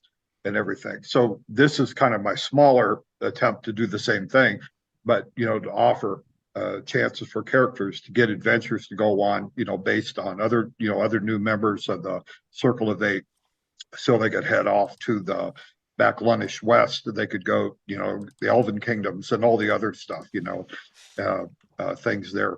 So I kind of threw in the Greyhawk Dragon and the elf kind of as a trick. I figured, it's kind of an open secret. I know everybody gets the book and reads it, but I wanted to throw it in there as a new way of keeping people on their toes. I don't think the Circle of Eight should be easily predictable in any sense.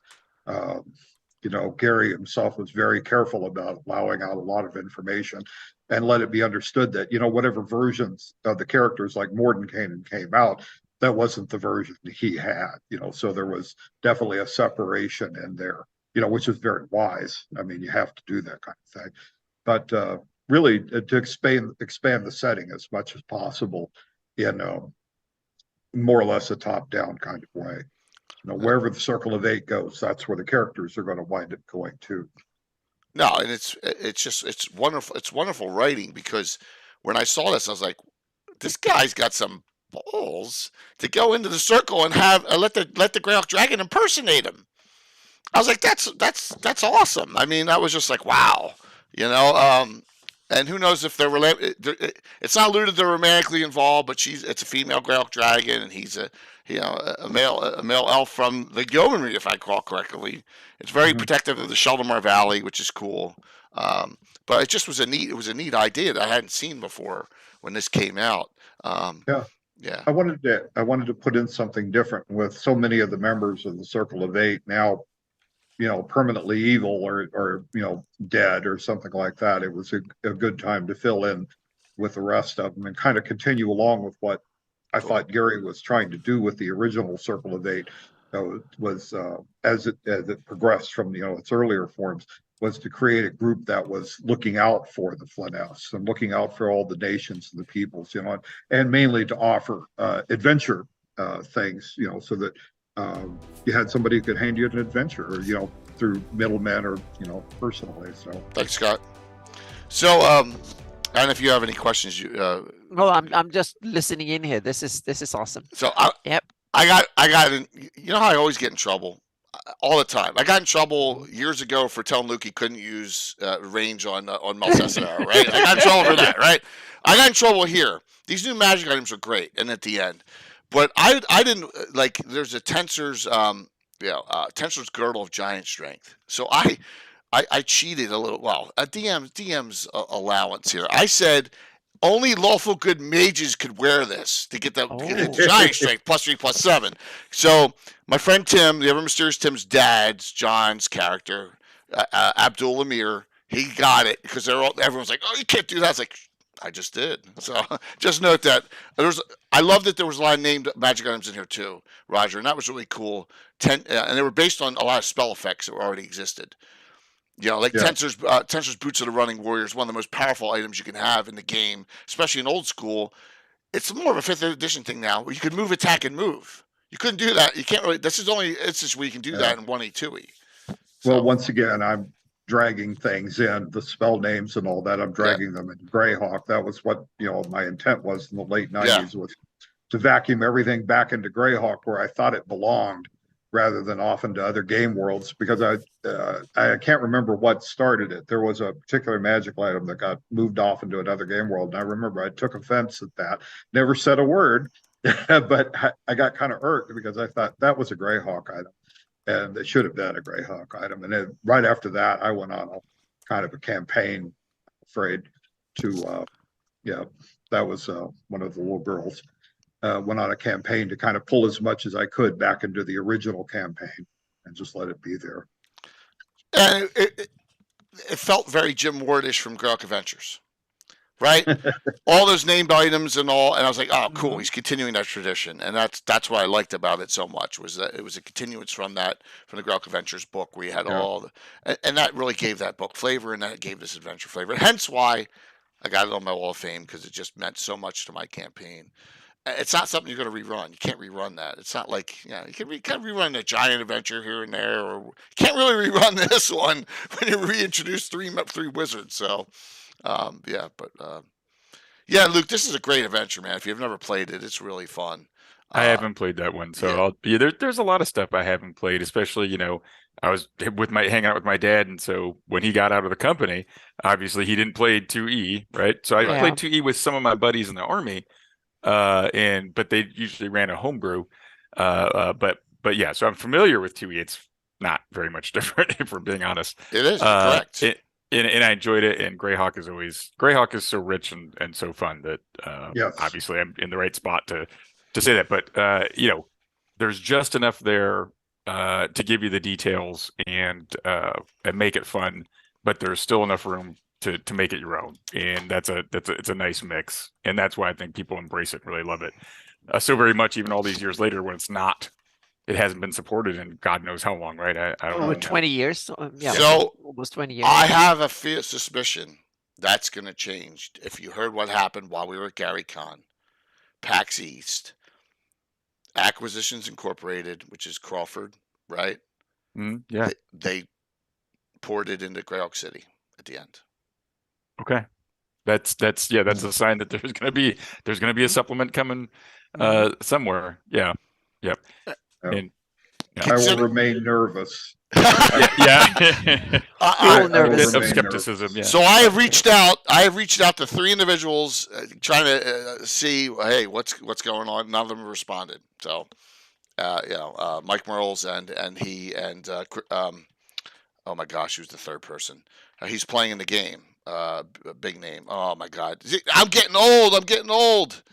Oh my gosh. Jeremy Crawford and Chris Perkins. Chris Perkins, yes. I reached out to all 3 of them. None of them responded. So just to see what the plan is. Anything? So Von Mocha, we can ask that question. Yeah, Jeremy Crawford. Yeah, Jeremy Crawford is definitely one of them. So we'll do that at the end, Von Mocha. Maybe give us a teaser on what your Earth Journal article is going to be, Roger, at the end. I want to do that when we do shout outs. Does that sound good? Yeah.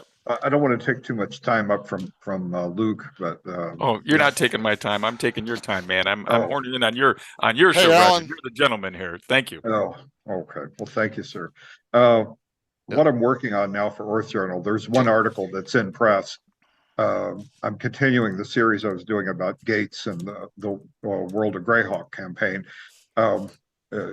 Gary was very fond, as far as I could tell, from all of his works, of using gates or teleportation devices to move you from one campaign setting into a completely different one. In the Giant Strauss series, that's the base, the primeval version of that entire thing. I mean, that's where it all came from, and he was fond of moving characters into our modern Earth. He had tried some adventures, some successfully and some not so. He had written about some of the early dragons. But I'm talking about using gates and teleportation devices as ways of expanding the Greyhawk campaign and adding more adventure, adding more, kind of trying to do something of what he was doing with the Giant Drought series by adding new, this is going to sound so corny, realms of adventure. In other words, the Underdark, role playing on other planes of of existence and things like that. One of the things Mr. Gygax had been talking about for a while was working with parallel worlds. He had a series of them, like he developed one of them in Epic of Earth for the Dangerous Journey system, the AERTH one. He had OERTH, and then he had hypothesized the existence of some other ones that ran on a continuum, which is interesting because we used to talk about this before I actually saw him mention it. There used to be a talk about the continuum between technology and magic, and that it was difficult to get them to work together. and everything. But he had already envisioned a series of worlds where that, there was a sliding scale, basically. And so I picked one of the ones that seemed to be most in the middle, Yarth, which he described only very briefly. I'm aware he did some kids' books, pick a path books, with about Yarth and everything, but that has nothing to do with it. But he had described Yarth as being kind of about 50% magical and 50% technological. Now I'm extrapolating a lot. He didn't say that exactly, but the basic idea was it was toward the middle of that whole spectrum. And I'm trying to work out some ideas about why that might be interesting as a campaign setting and what would be the point in going there. I'm doing a separate one about why would you want to go to a technological Earth where your magic may not work very well, but the Uzis will work great, so that was going to be a tricky one. But so I'm kind of experimenting with coming up with a version of Yarth that's quite different from Greyhawk, but nonetheless still works according to the principles that Gary was laying out, and see how that works. I played in some of those worlds. Maybe he was playtesting them or something. But when I had the Spear of Zagig, I ended up flying through the plains, and I ended up in some technological areas. And he described, cars as there's these beetles racing along these pathways with, glowing eyes and of course I charged them and tried to defeat them because they're some sort of great giant beasts and things like that. And probably one of the funnier things is when I was looking for some clothes, I ended up finding some very fine hose in one of the clothiers that had no seams on them or anything. So I had these great hose that I managed to take back to Greyhawk, and yeah, people were marveled at. So yeah, just silly stuff. I mean, but it's a cool way of presenting it, like have the cars as beetles with eyes glowing and stuff. That's wonderful to present technology to someone who's never experienced it for real. That's tricky, but it took me a minute to figure out what was going on because I just sailed into this place and I was like, oh, okay, so there's some sort of strange, insect creatures here and what's going on, and yeah, so it was pretty interesting. But when he said, it looks like somebody, gets out of the, maybe they were on top of the beetle, but you didn't see them. They're suddenly beside the beetle and and pointing at you, and so it was very interesting. So yeah, that very well, that might not have been Yarth because they were surprised by magic, but yeah, he played with the multiverse quite a lot in the, I guess it'd been mid '80s ish, somewhere in there, and kind of formulating those plans. Yeah, that was it. Yeah, because he talked about them in a polyhedron in 1984, toward the end of 1984. Yeah, so that would be right. Yeah. Very cool. What? Excuse for my ignorance, though, Luke. If you what the Troller Games publications, what world is that in? Is that Yarth, Arth? I'd have to go. I'd have to go look. He picked one in Yigsburg and all that. So it's one of those. It's an I think so. That's just because that's where he was comfortable, right? Obviously, what he wanted and where he was going with that. It would be wonderful to see those books completed someday. Hopefully, because there's just a wealth of material. And Greyhawk was a lot of fun. The Greyhawk Castle, especially, was a great place, a lot of fun, and it is really that, very, I guess, quintessential, I guess is the word, dungeon. Yep. It's a dungeon crawl, but there's some purposes behind it. There's some neat stories in there and all sorts of characters and stuff, and there's just a lot of material that all, that engendered a lot of this sort of stuff. So yeah, very, very interesting stuff. Roger, we had a question a little way back, and when I asked what it was like working with Kim Mohan. Oh, I really enjoyed that. I was devastated when I found out he had died. I wasn't even aware he was ill. I made a comment when I was leaving Dragon periodicals that I was quoting from, I think it was Sir Isaac Newton, that if I have seen further than others, it is because I stood on the shoulders of Titans. And Kim Mohan was my Titan. He, I can remember specific things he taught me. Sorry, that caught me off guard a little bit. I'm sorry. Sorry about that. No, don't worry about it. I remember specific things he taught me. It was always check a reference. Always check a quote, because people will hand you a lot of baloney, and you've really got to be on top of it. And that those two things, checking references and checking quotes, I became quite fanatical about in years past. And I've learned a lot of people are giving you a lot of baloney, and you've got to be very careful about. It's like don't believe everything you read on the internet by Abraham Lincoln. That was the meme I keep seeing related to that. Right. But he really wanted me to respect the author's work. He wanted me to, it was okay to take few liberties, not totally rewrite the article, but to take a few liberties to bring out more fun, because that was the key. And the magazine he was running had to be fun. It had to be fun to read. It had to be something that people would gleefully buy. I think our pass along readership was 250,000. Not how many people bought it. That was 100,000 or so, but the pass along was about 2.5 readers for every buyer. So, that's a huge, back in the 80s, that was a pretty steep number to work with. And I adopted his philosophy to try and make it as much fun as possible. Whatever went in there had to be good. You had to check and make sure it worked. We did the best we could with that, but it was as mentors went, he was the best. Okay. And it's nice to hear. Deeply sorry that he was not there. Yeah, I mean, I've lost some good friends. Keith Parkinson, who was a very close friend of mine, and I still have never gotten over his death. And Kim Mohan, a handful of others, I think. But he was the best. He was the Titan I was standing on.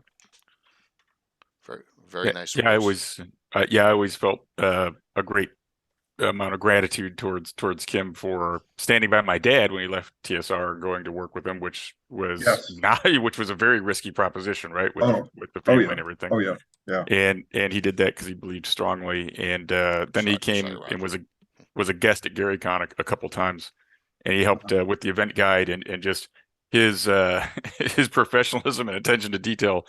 Was really there, but just the nicest guy, and always like a gentleman. We use that term, but he really was a gentleman. Yes, sir. That was exactly it. That's exactly it. He was right on it. Yeah. Good guy, and of course, it was a very big blow for the gaming industry, because he still was working as an editor on many projects, and I think he was advising on the D&D movie. Yes, all the way up. Yeah. So I mean, talk about it. He was influential for all these years. He edited Ghost. He was an editor on Ghost of Saltmarsh, so it wasn't that long. Long ago.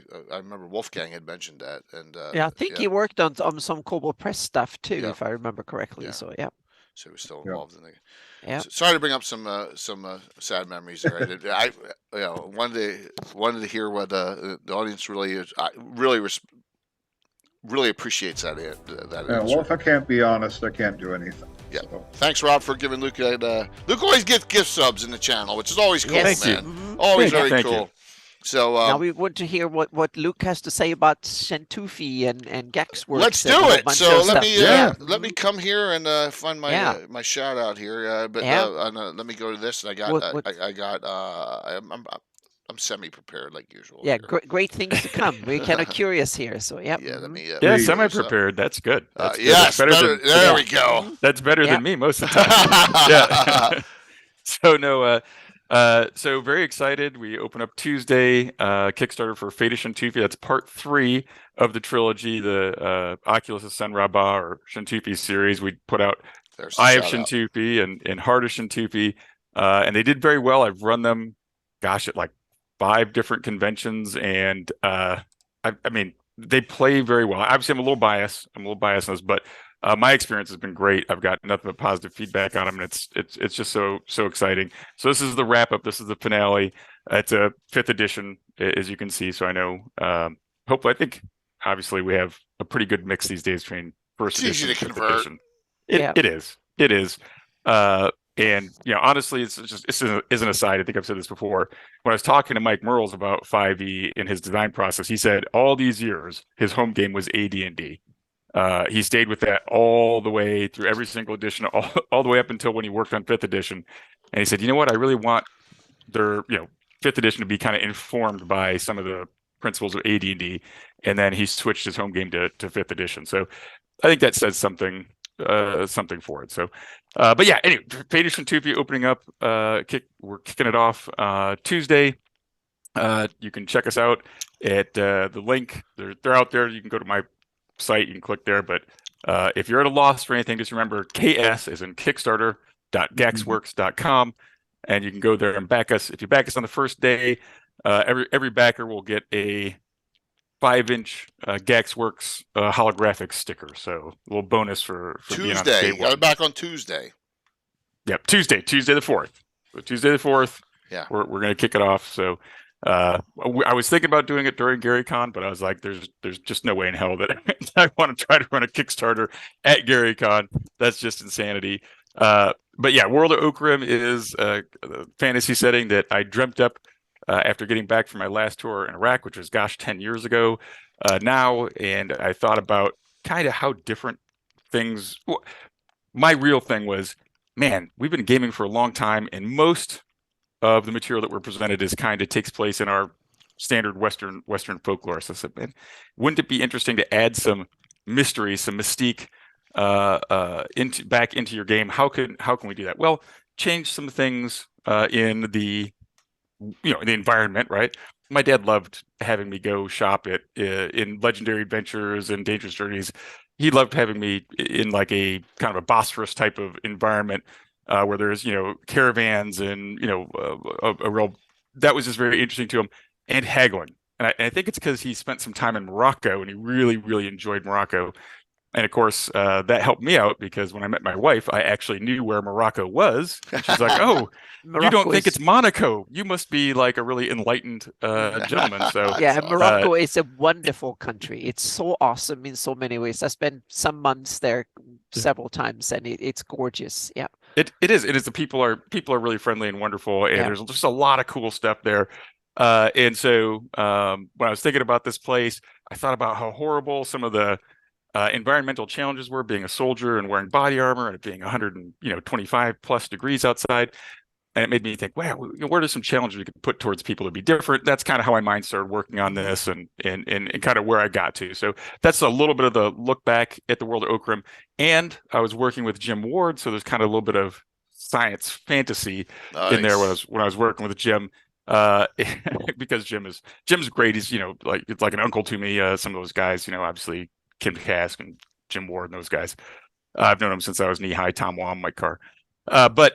So Okrim looks suspiciously like Morocco backwards if you were to change a couple letters around. And so there, I let the cat out of the bag on that one. Mm-hmm. But yeah, it's that's the idea. It's a mixing pot. And the city of Shintufi is sort of maybe like my Greyhawk. It's the central place. It's a relic of a lost civilization. Their buildings are there, but they're long gone. And some of the mysteries that some of the mysterious magics they have still function if you know how to do it. And that's knowledge is power, as they say, and having that knowledge of that magic is potent and makes you one of the power brokers in the world. So it's a lot of fun. And obviously there's a wasteland where this cataclysm took place, and that's sort of like your nuclear radiated area where you get weird, strange monsters coming, and buried in those sands, fortune hunters can go and seek things. So it's a fun place to adventure. I'm really just getting into the development aspect of it now after all these years. I just retired from the Army in September, and so with my friend Matt Everhart, we've worked this series. Next up will be a primer that'll be coming up for the World of Okrim, kind of like your Greyhawk Gazetteer, sort of, just so you get a better look at what the world is like.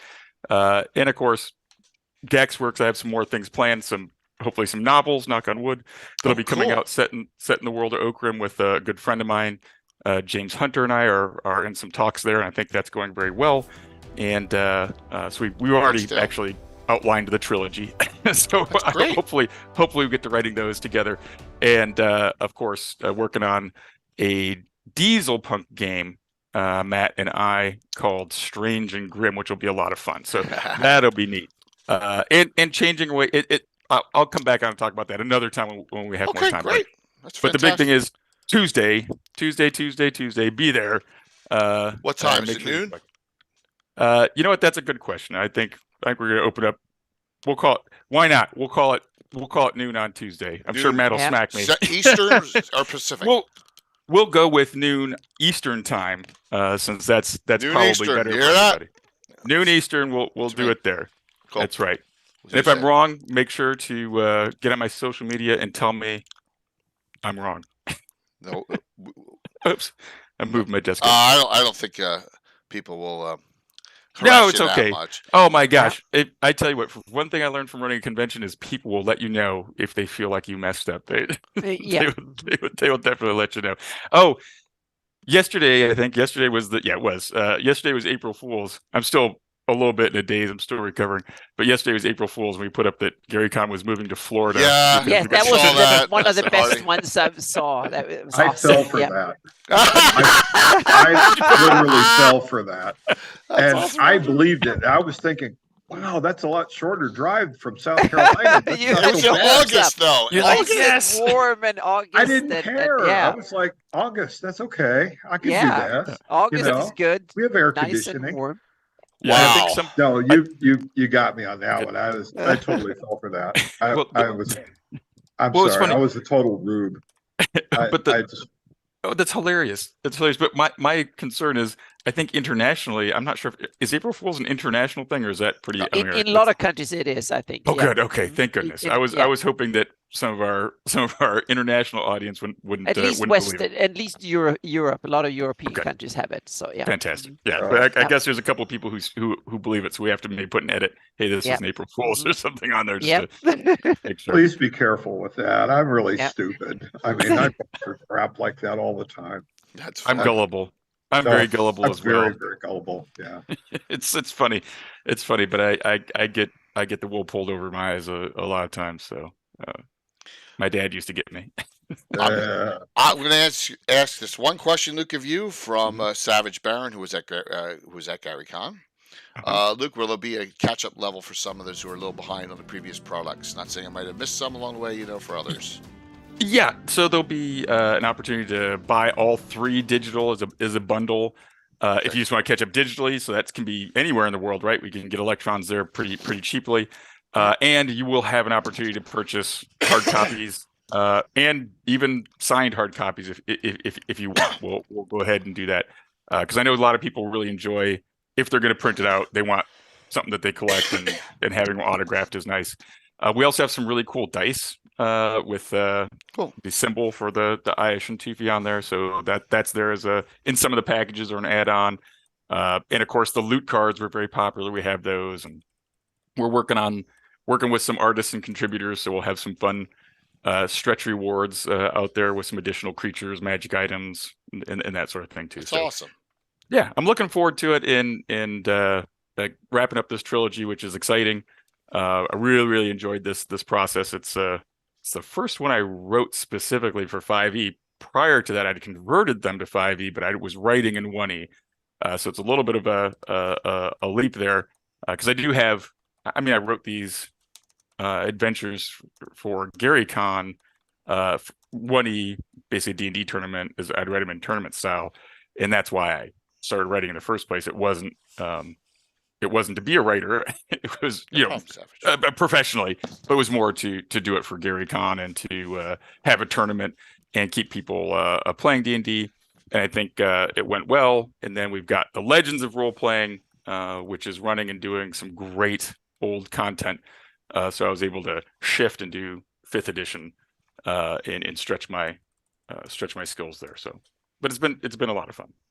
Hey, Luke, I'm writing in CNC, and it's like Greek to me, even though it's old school. And I'm like, and then Steven's just like, I'll do it. We'll convert it. And I was like, okay, yeah. It's not too bad. I mean, but it's interesting. Their Siege engine, really, which has been around for I can't even remember when CNC came about, but it was mid to late 2000s, right? I think it was around 2000. Yeah. I think it was. It's been around for probably about 20 years now. Oh my gosh. Yeah, okay, that's so my it's guess. a little bit Yeah. earlier even. Yeah, but that Siege engine, I think they use challenge ratings or difficulty checks. I mean, they use that same dynamic that we see in 5e. They're kind of going back and making it OGL free, right? Yes. Yeah. So they're making some changes. So I'm trying to write in that new change style, and then I'm like, oh god, you know what? Well, I think CNC had that mechanic prior to 5e being written, is what I'm saying. Yes. Yeah. Oh, Absolutely, definitely. 2004. But it's not that strange. If you played 5th edition, I think you can play Castles and Crusades. Oh yeah. Pretty easily. It's a good. But they keep the older school feel with a bit more deadliness, right? Because if I have one knock against 5e, and how can you really argue with something that has brought the game to millions of new players, right? I think that's very healthy for everyone. But it can be challenging when parties even hit 7th, 8th, 9th level to really present that tension, that existential crisis of, oh my gosh, this could be it. My characters, if we don't do the right thing, if we don't wisely employ our resources, it's not going to be good for us. We're going to get our butts handed to us, or somebody might die. I might lose my character, and that's hard. And I think the stories are interesting when you are on the edge of your seat, when you have skin in the game, when those are the moments I remember from playing with my dad. Oh man, I'm low on hit points. I don't have any magical healing. The beastie is still up. This thing's tough. It's not a sure thing. What do I do? Do I run away? Do I stay in the fight? How can I best manage this? Running away never works. It depends. I think it should work. In your game it does, Anna, but never. Yeah. Oh yeah, I think a lot of DMs and systems that cripple the fleeing too much that I think is counterproductive. I think it should work just like it would in reality, so to speak. So I'm not the DM who wants to kill everything just for running away from combat. So yeah. So Roger, what edition do you play if you play currently? Pathfinder. Really? I was with a group that was playing Pathfinder 1E, and which I understand is quite a bit like some of the later versions of Dungeons and Dragons. It's like 3rd edition. It's a 3.5. It's 3.75. So yeah. That sounds like Pathfinder 1E. It sounds like. I played it for over 10 years too. So, I really enjoyed Pathfinder. It would be an excellent Greyhawk campaign backing. I think that the 3 campaigns I see most often would be either D&D, AD&D, some combination thereof, Pathfinder, or what was that other one? The CC Castles and Crusades. Yeah. Castles and Crusades. Was that it? Okay. Yeah. That was games. That's it. Thank you. Yeah. I saw them at GaryCon. And those are the 3 I see most often mentioned by people who really enjoy Greyhawk.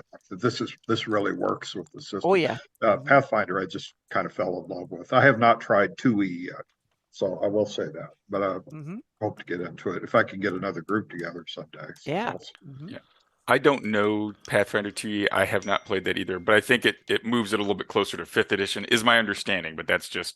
It's more balanced. I played it for about a year and a half, and it's a great system. It's very neat, and it's one of the interesting aspects for me when it comes to PF2 is that they managed to have all the myriads of character options and stuff like that, and still have a very basic, clean mechanic. Once you understand how the Pathfinder 2 mechanic works, it works the same way across the game, so to speak. So once you figured it out, okay, this is how it works, and then everything is like critical success, failure, critical failure in basically everything. So in that sense, and the math is tight, just in a way like 5e tighten up the math a lot, so to speak. Same way in PF2. Very cool. I grew up with all the wonky, crazy tables and charts, so I'm okay with it. But I know it's not accessible for a lot of people. Exactly. THAC0 is no big deal. Yeah. Well, THAC0 is weird to me. I got my chart, man. I was AD&D all the way, so it was just I got out the chart, man. I just looked. Still, It's like CNC is like old school without and like a first edition AD&D without the quirks.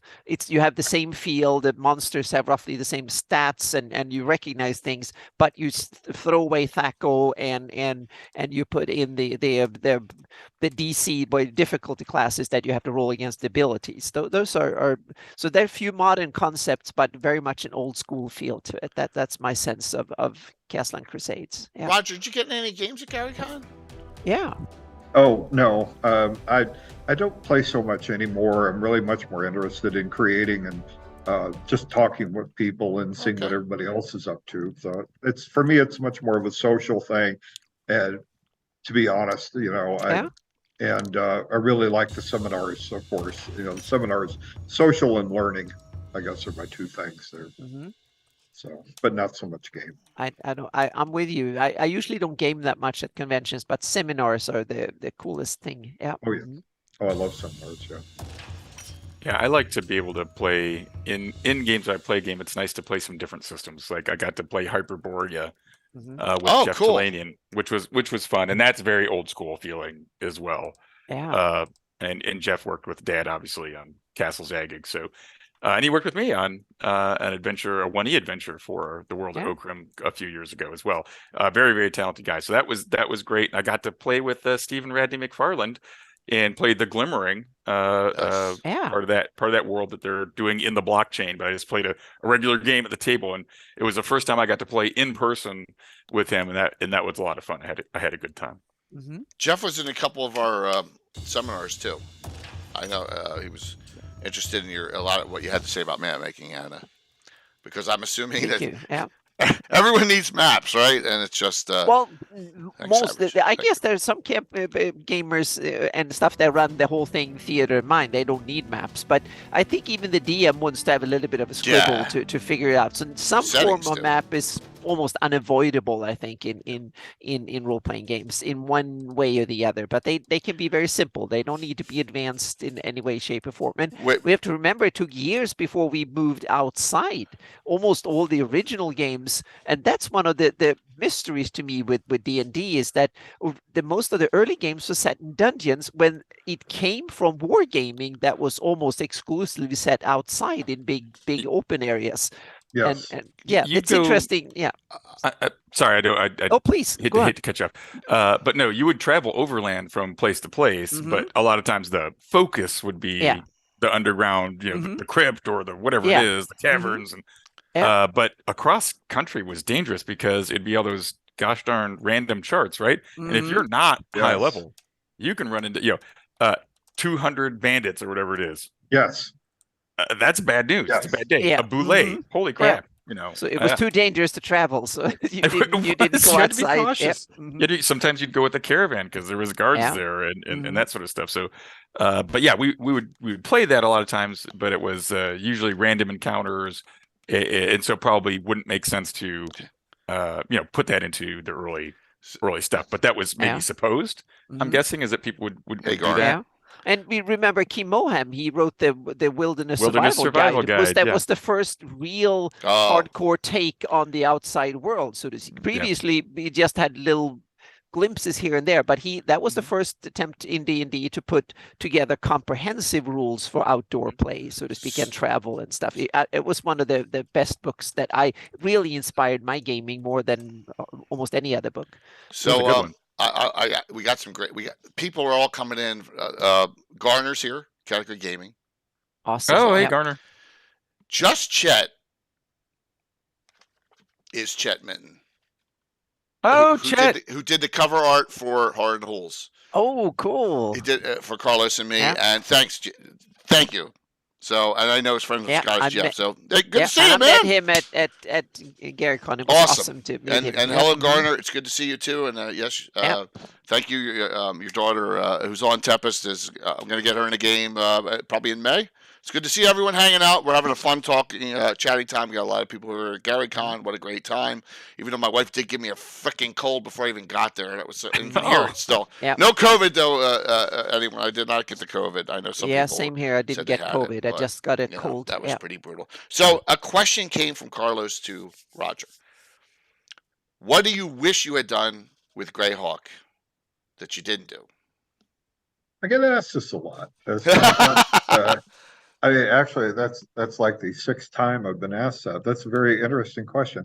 I can't really say. I mean, when I did those two things, the Adventure Begins and the Return of the Eight, I mean, those were the things I saw as the most critical that were necessary to kind of restore, after the Greyhawk Wars period, to restore Greyhawk to being a more playable campaign, something that lower level people could get into, and something that didn't have, like I keep saying, demons running all over the countryside and everything like that. I wanted to restore it much more to the original box set, and give it more of that flavor. I don't know, really. Okay. One of the things that I did try to do, although I don't know how successfully, I've noticed you get a lot of game drift. We had some people at TSR that used to talk a lot. No. They used to talk a lot about what they called game drift. And it's when you've been gaming for so long and you're introducing so many new rules and so many new settings that things start moving off from where they used to be. And I'll use an example: gnomes, which Greyhawk, I believe, from what I was reading from Gary's stuff, was based upon Three Hearts and Three Lions by Poul Anderson. Not the whole setting in Greyhawk, but gnomes from Greyhawk had they were based on a character, I think, called Hughie or something like that, who appeared in that fantasy novel. I think Paladins, Swan Maze, and the Green Trolls with the wiggling hair also showed up from that same novel.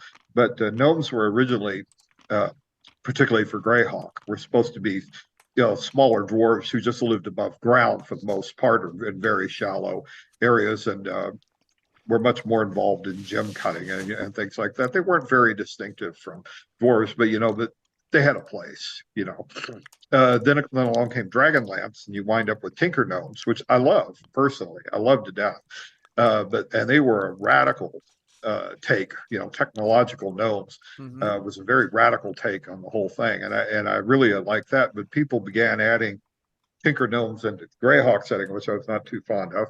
And then now I know that we've got these, what do you call them? I mean, I know in Pathfinder, gnomes are actually like, they're more like tieflings. Yeah. They're kind of like, they're a lot more like tieflings. Okay, I didn't know that. Yeah, the Planner Wonders, weirdos with blue hair and yeah, thank you. Okay, yeah, and that's what, and so we're getting this game drift, which is moving on, and now you don't know which version actually belonged to Greyhawk. Well, I know which version I would like to put in Greyhawk, which was the original, and everything. So, again, it's just kind of this thing I keep in the back of my head. I want to kind of restore things to their original, what they were, and because that's what he had in mind, Gary, and as far as I can tell, and I kind of like keeping it, that way.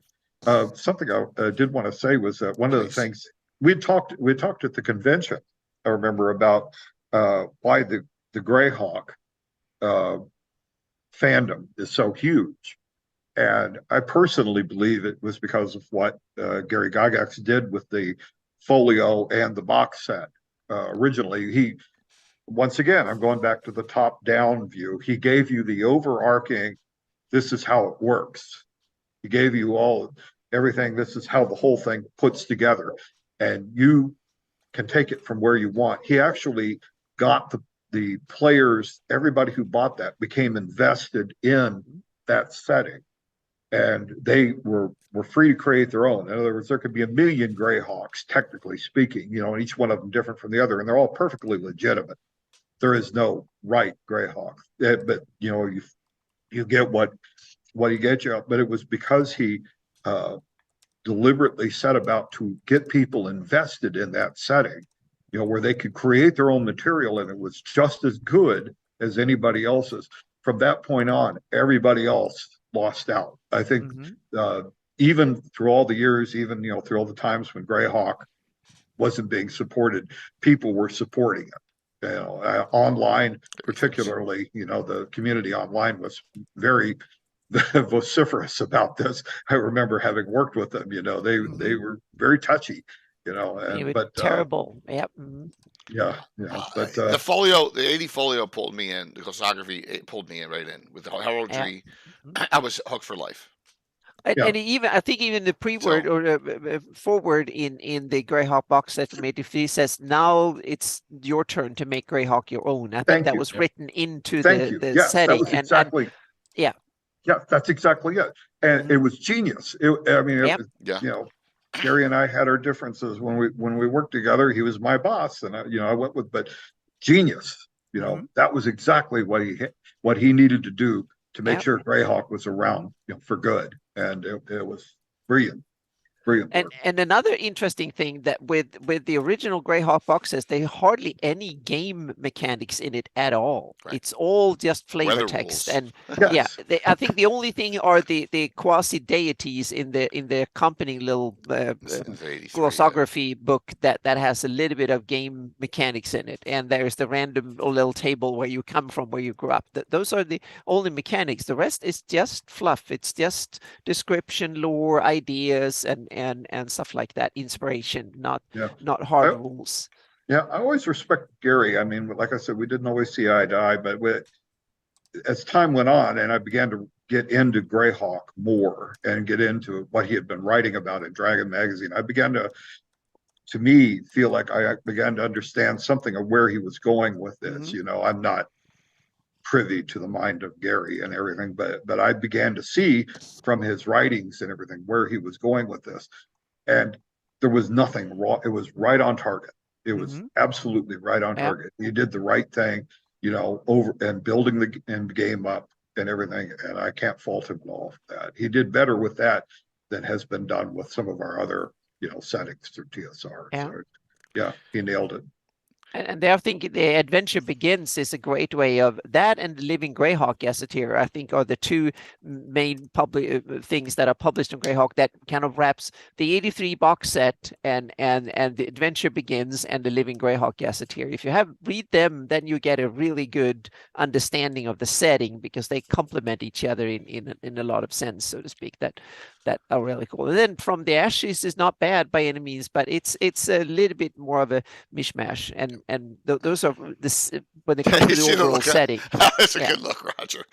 It's a thing in transition. I don't mean that I hate it, and I don't, but his works were a thing in transition. The Greyhawk Wars was in progress. The world was changing, and it had not settled down, and that you needed to get it back to. But those were cool too, in a way. But remember, I remember we had a hard time catching up with all that story, because I felt that as a DM running a Greyhawk campaign, I had to adventure all this. We had to go to Furundi and fight Ayusians. I put my poor players through those battles for 10 years. I'm amazed that anyone kept up with me that long, so to speak. We kept doing it for 10 years to catch up. So in a way, we were very happy when that era was over. At least the players. I loved it in some sense, but the players kind of were fed up with Ayusians, and it took me 25 years to get back to it again. Now, for the first time, I'm running a campaign when Ayusians are the culprits and the villains again, but that took over 20 years to dare to go back to it. So I got a specific question for Roger from Alan Growy, the Grow Dog. Your house on Summoner Court. Okay, I'd love to hear Roger's what inspired the piece, as well as the changes you made in Earth Journal 7 versus the Shadis 50 version. Eric's cousin was removed from the Shadis version, if you remember any. I know this may be very obscure, but Alan loves to ask those kind of questions, so I wanted to give him that. Yeah, good man. The House of Summoner Court was something that came out of my time playing Chaosium's Call of Cthulhu. Which really inspired and drove it very hard. There are things that are done in Call of Cthulhu games that I think would do very well served, by putting them into regular, AD&D or other campaigns, anything. The system of setting up clues that you have to investigate, the system of background checks, the system of saying, well, okay, we've got this house that's up for sale. What's unusual about it? Players can't sit on their butts and just say, well, we'll go take a look at it. Otherwise, there's no adventure. They have to be very active. They have to get up, and explore, talk to people, bribe people.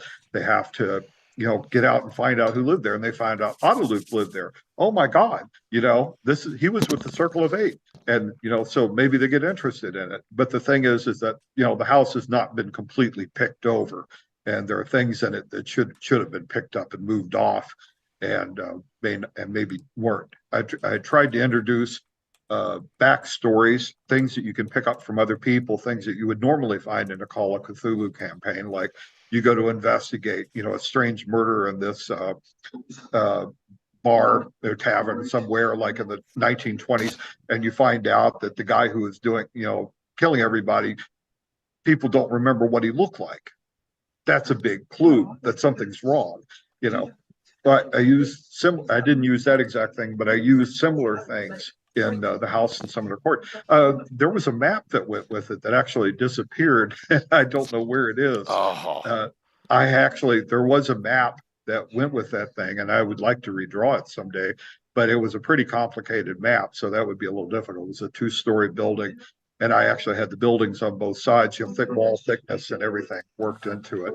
But I wanted to introduce people to something where it looks like it's not that dangerous, and if they screw up, they're dead. They're dead in horrible, horrible ways. Things from the outer limits come in and start messing with them.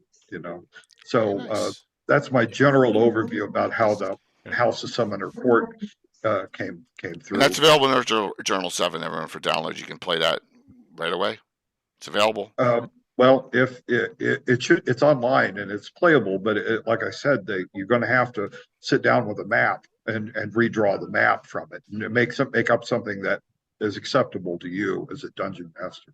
So I still don't know where the map went, but that's okay. Very, very cool. Cthulhu Mythos is always cool. I added those in World of Okrim as well. I just call them the ancient ones, and they came in to mess with stuff as well. So there's some of that lurking around in there too. So Cthulhu is such a fun game, and you're absolutely right that you have to learn when you're playing Call of Cthulhu, or your game is very short. You have to learn that not everything is brute force, kinetic attack, right? You have to think and investigate, and if you don't, it can go really bad. It can go bad. Yeah. I ran a game of Call of Cthulhu in which the characters at the start, when they were creating their characters to go explore a haunted house, asked me, "Can I bring dynamite?" I said, "Sure." And they said, like a Browning automatic rifles. And I said, "Okay," because I knew perfectly well that what they were shooting at wasn't going to be hurt by Browning automatic rifle. And the guy carrying the dynamite could be possessed. Oh no! Yes, that could go very bad. It set off the dynamite, himself in the middle of the party. So that didn't bother me. And people should have asked, why is he smiling and why is he letting us do this? And worked with it. I mean, that's a pretty blunt example, but in Call of Cthulhu and in games and scenarios based off of a Call of Cthulhuoid thing, your only defense is thinking. It doesn't matter your armor class, your weapons, nothing else makes any difference. You have to think. And if you don't do that, it's a little bit like Tomb of Horrors in a sense. That was meant where it didn't matter. Like it didn't matter that you're 15th level and have 1 billion hit points. This is, you can get killed pretty quickly. No, but that's exactly it. I ran that too. And I told people right at the beginning of the game, you can take any character you want up to 20th level. I don't care. Make it right up on the spot. If you take your own character, whatever happens. Yeah, be careful. And they got only partway through the whole thing, and they were like really paranoid, about that's the only danger. That's the only danger in running it. And so I have to hurry people along. So I just have the walls start oozing poisonous like gas if they pause too long to get them going. Otherwise, I don't have 8 or 10 hours to run you through at a convention, a Tomb of Horrors. So you got to move it along. But it is deadly, and I lost my first character there. That my Ranger Lord perished in Tomb of Horrors, and I never played him again. So, oh my god, it's very rough. So I got a bizarre question. And History Prof always comes up with these. He was at Gary Con as well. Did any of you ever play the Buck Rogers role playing game? No. The role playing game. I think I played it with Flint. Okay. Yeah. Yeah. Okay. I didn't have time. I think I played it once with Flint. He ran it for me at somewhere, or he had somebody run it. I played it with Flint. We were playing Buck Rogers characters, and that was more recently. It was like a 3 years ago. So I'm not sure if that's the Buck Rogers he's talking about. But I did play the Buck Rogers board game. I think I remember playing that one way back at a Gen Con. And the SSI computer game. Mm-hmm. There are 2 of those. Yeah, absolutely. So I know it's a bizarre question, but I had I always get one there. So I know I don't want to keep you guys too long. I know we're over time already, but any other questions regarding Greyhawk, regarding what we're discussing tonight for Luke and or our wonderful guest Roger Moore, and then we'll do some shout outs and do the giveaways, which we got a bunch tonight. We got 3, and then we'll call it a night. So I'm just waiting to see if 2 tables worth. It was great. What was the final number for Gary Con? We were just over 3,000. Yeah, Scott, I'm working on that. I'll bring Chet and Carlos in the show. Yeah, we'll definitely have Chet on. I've already said Was that the biggest Gary Con ever? It was the biggest one. It was the biggest one. Yep. That's great. Yeah, and it didn't feel too big. It was great. We had so many wonderful guests like Roger. So it was great that he was there.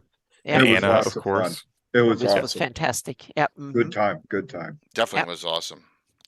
We'll see about next year, the 50th anniversary. They're going to be doing something big that next year. So I've got some plans. I'm working on them. That's awesome. I'm looking forward to it. But I'm going to shout this out before that ever comes. Now I lost my shout out. You got to be kidding me. Before that ever comes, I can copy and paste. Let's see. All right. Yeah, this fall. Yeah. This fall. Here's the dates, everyone.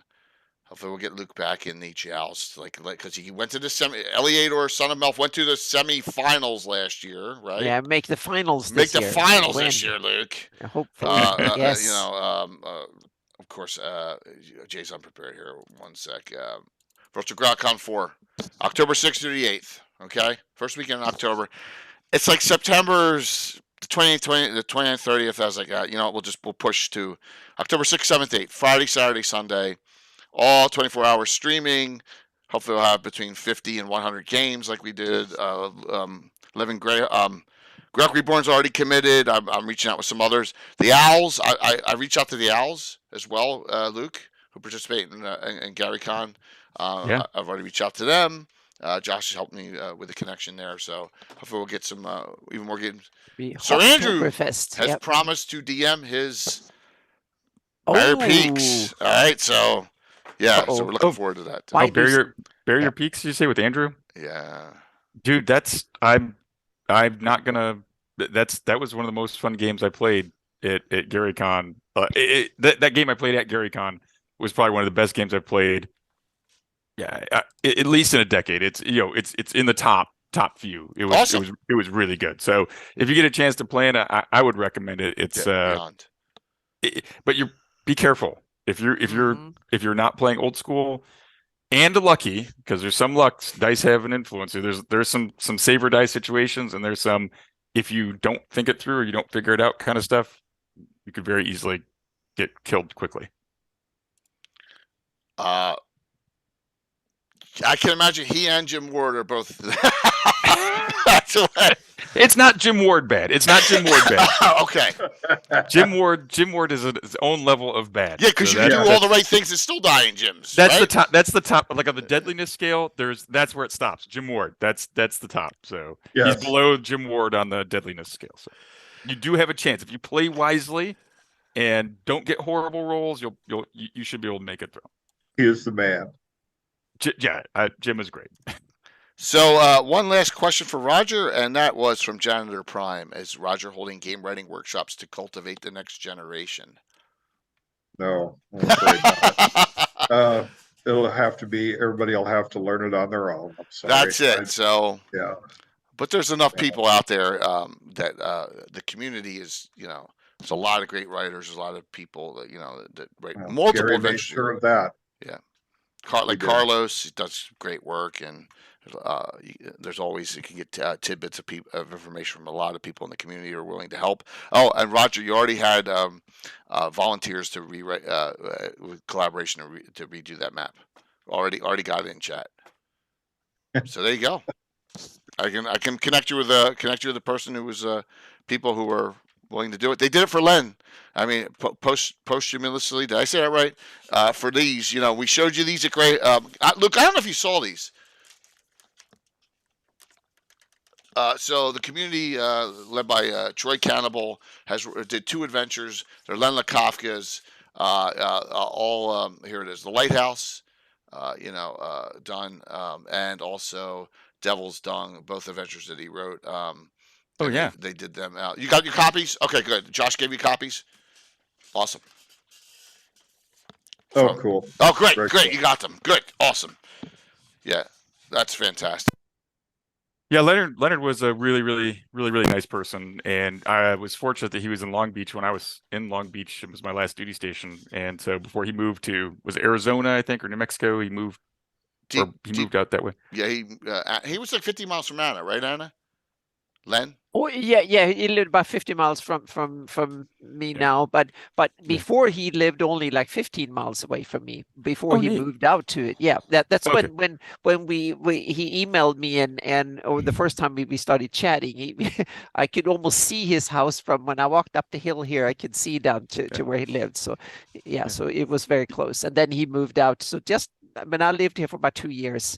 Then he moved out to Palm Springs. So Palm Springs. It was still in California. It was just in the desert. Yeah, he was Palm Springs or Palm Desert. I'm not sure which side of the city border he was on, but he was out there. So yeah. But he was nice enough to stop by my office a couple of times and chat and just real good guy. And of course, I knew him when I was knee high to a grasshopper. He'd be by the house and stuff. But what a nice guy. And he's a big dude, by the way.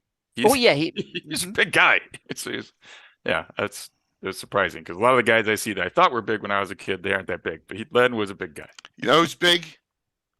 Ed Greenwood. I was shocked. I thought Ed was like my height. He's like 6'2", 6'3". Oh yeah, he's tall. Yeah, I was like, whoa. Yeah. He's like a wizard should be, and have a bit of stature, so to speak. And it's a great beard. And also a super nice guy. I'm sure everybody knows that. But he is as nice in person as you would imagine him being on a show. He's just coming a true back, gentleman. He's coming back. We're gonna.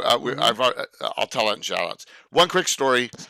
DMing the game Saturday morning at Gary Con for Ed, Anna, Eric Mengi.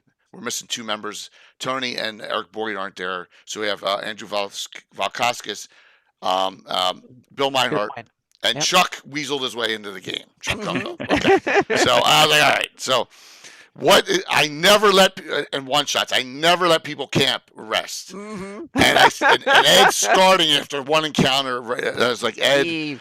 So that I put this to rest for once and for all, forever in all future games. You can camp. So I let them rest and let them get spells back, and they didn't have any random encounters at night. And and then Curtis got on me. Yeah, you got a special treatment. They got first time I ever in one of Ed's games let them camp for the night, and I'm only pushing them through, but that was good. So I know, Dave. I'm going soft, but it was Ed. And I got through that, and we'll talk about some of this stuff. Ed, I'm already talking with Ed. He's just checking the schedule. We'll see when he's going to come back on. So why don't we do some shout outs here real quick? Anna, what do you got going on?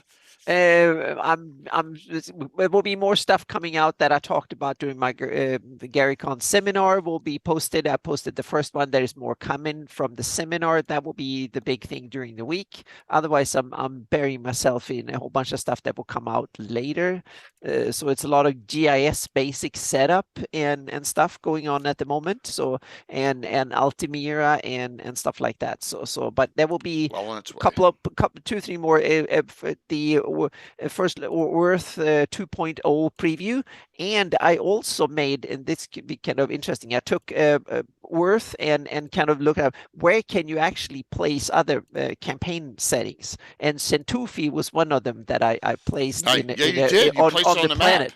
Yes, I placed it as an example to scale as far as I could see, because I've only seen the preview map that Luke has shared, and placed it on just like Lankmar and Dark Sun and stuff, meaning just to show how big the planet is, where you can actually put stuff like that in, and it can be part of the same game setting in general, so to speak. It's far away, so that was something cool. So I have to send that to you, Luke, and you can see if it's only only the outline shape of the map, so to speak, where you can put it. That was just as an inspiration to see how big the planet is. So, yeah. Yeah, that's very useful. Because you're right. I mean, isn't it nice to have like hey, this is my main world or whatever. Yeah. And then what would it take to get someone over here and over there? And then, just to mix it up like for a little bit. 5,000, 6,000 miles away. So in a fantasy world, that's basically on another planet, so to speak. Yeah, in some it sense. is. Yep.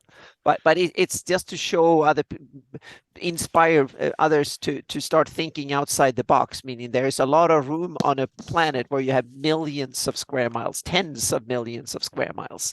So there's a lot of real estate you can do interesting things with.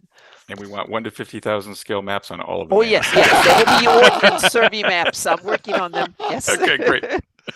So, Roger, what would you like to say in closing, or anything you want to shout out? I know, please do. Please. No, very honored to have been here. I'd like to do this again, not too far away from now. Absolutely. Wonderful. We can have you. Yes. I love you have on collaborative ones. We bring on other people at the time. Yeah, it'd be fun. Yeah, if you said you had interactions with Ed, we can always bring you on one of those shows with Ed, or with Jim Ward. Because Jim can get a little saucy sometimes. That's true. Well, that's Jim. I won't put you on with Rob Kuntz, though. I will spare you. No, I'm just kidding. So we got we got through that. That was a good one. Yeah, it was lots of good. We did that one in the morning though, because of the time difference from Corsica. So But, and now we're looking forward to Okorim and Shentufi and new cool stuff next week coming out. Anything else you'd like to talk about, Luke? Thank you for coming on tonight too and hopping on. That was great. Yeah, I had a great discussion. I wasn't sure how long I would stick around, but it was very entertaining. So always great to talk to Anna and Roger and even Jay. So not too bad. So, and I got to see Carlos. That was absolutely. Yeah, absolutely. So, we missed him at GaryCon. Yeah. Yes, for sure. And so I guess just my pitch is Tuesday, make sure you go to ks.gaxworks.com and pledge, support my Kickstarter for part three of the series, Fadish and Toofy. I'm very excited about it.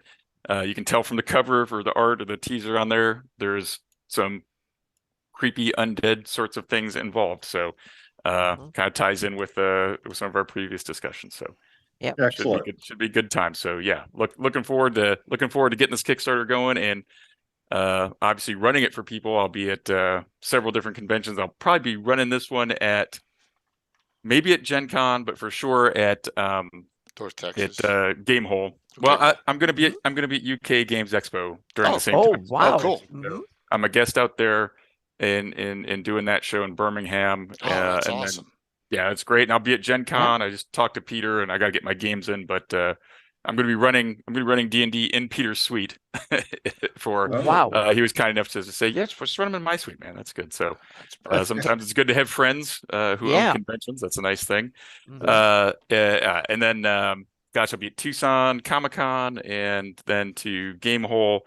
And also, I think there's a con in Ventura, Conquest Ventura this summer that I'm going to stop in, since I can literally drive there in like 20 minutes. Nice. So I'm going to go there. Very cool. Look, thank you for coming on. Sure, tonight. Of course. Thanks. I always enjoy being on. Appreciate it.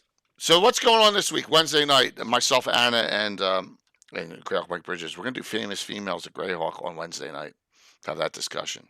So Mike comes up with great topics. Oh yeah, comes up with great other topics. Ones we have to in his latest list, but all three were so damn good, so we have to take them in order. So we start with this one. Yeah. We'll have a Legends of Lore, Living Greyhawk one coming up this month too with Casey. We'll just have to schedule that out. And then a classic, The Ruins of Nold Air. I started it last week. We're on adventure 994, almost to the 1,000th adventure in my campaign. Yeah. Roughly 3,350 sessions. The date is Saturday, June 3rd. We're going to play a morning game. It's on my Wall of Fame. So I haven't told anyone what it is yet. Only Bill Master Crafter and I know. And we're going to run it all day, just like an old classic game. Have it live streamed from like 9 o'clock in the morning till we're done it. That's going to be one of the old school original, a true classic. The Reborn of the Ruins of Noldbyre, that sounds very ominous. The Reborn's an adventure group, and gotcha. Yeah, I changed the name slightly because I changed the adventure. Yep. That's from Dungeon 13. That's how old that one is. So we're running that. And then Luke will probably take a deep breath because he's played with some of these, but I have an all-star cast on Saturday, which is going to be so debaucherous. Darling, Little Bones, Little Bird, Heather Hex, Myriad, Rob Phantom, and Mike Disney all together, scoring and crew in Chain Madness. So I have Myriad. A lot of these characters are Slav squatters, but this is not. This is other alternate characters. Myriad has a brand new character. She's playing a great multi-class. It's Timothy Brannan's. She's a witch thief. Okay, just so you're aware, and that comes from the first edition Timothy Brannan Witch book, which I have in this great binder here. So and it's a good storyline. We're gonna have some fun with that. That will be a Saturday night on the 8th at 6 o'clock. All right, that'll be a fun one. Other than that, note from Gary Kahn. It was a great con. Some people that will be on the show this year that I met there. We're going to have another Wizards 3, I think. Jeff Grubb, Jim Ward, and Ed Greenwood, like we did last year for the 200th Gabbin. Diesel's going to come on. I can't wait for that one. I can't wait to talk to him. Hopefully Doug Niles. Haven't had him yet. Want to talk to him about the Free Sick Rock box set and one. Haven't had him on yet. We're working on that. And a couple other people that we met as well. I don't want to say anyone who's not a definite, but I know most of those are definites that will be on. And Roger came out of, Roger and I were talking right from this and got him on. And Roger, we'll have you on again real soon. Definitely. Yeah. Absolutely. We'll get some really nice discussions. It's a pleasure to have you on. Same with you, Luke. I really appreciate Thank it. you. And we are, like I said, the community's strong and going well, and let's keep things rolling here. Let me do these giveaways. They're $10 Troller Games digital gift certificates. I'll do 3 of them. So last call. Get in, put them in, then we're going to raid into Darling, who's on. Darling Creepshow's on, and we're going to raid into her. I'm going to need to go.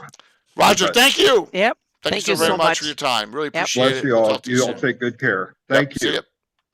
Bye-bye. I just got to get the giveaway screen. All right, here we go.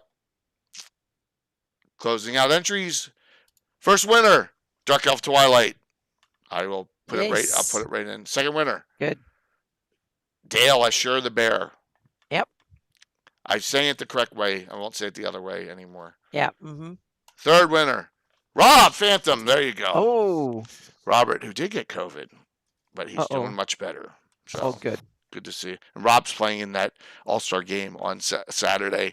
Be prepared. At least you have a dwarf, Rob. You and Mike Disney have dwarves and you just sit there and just.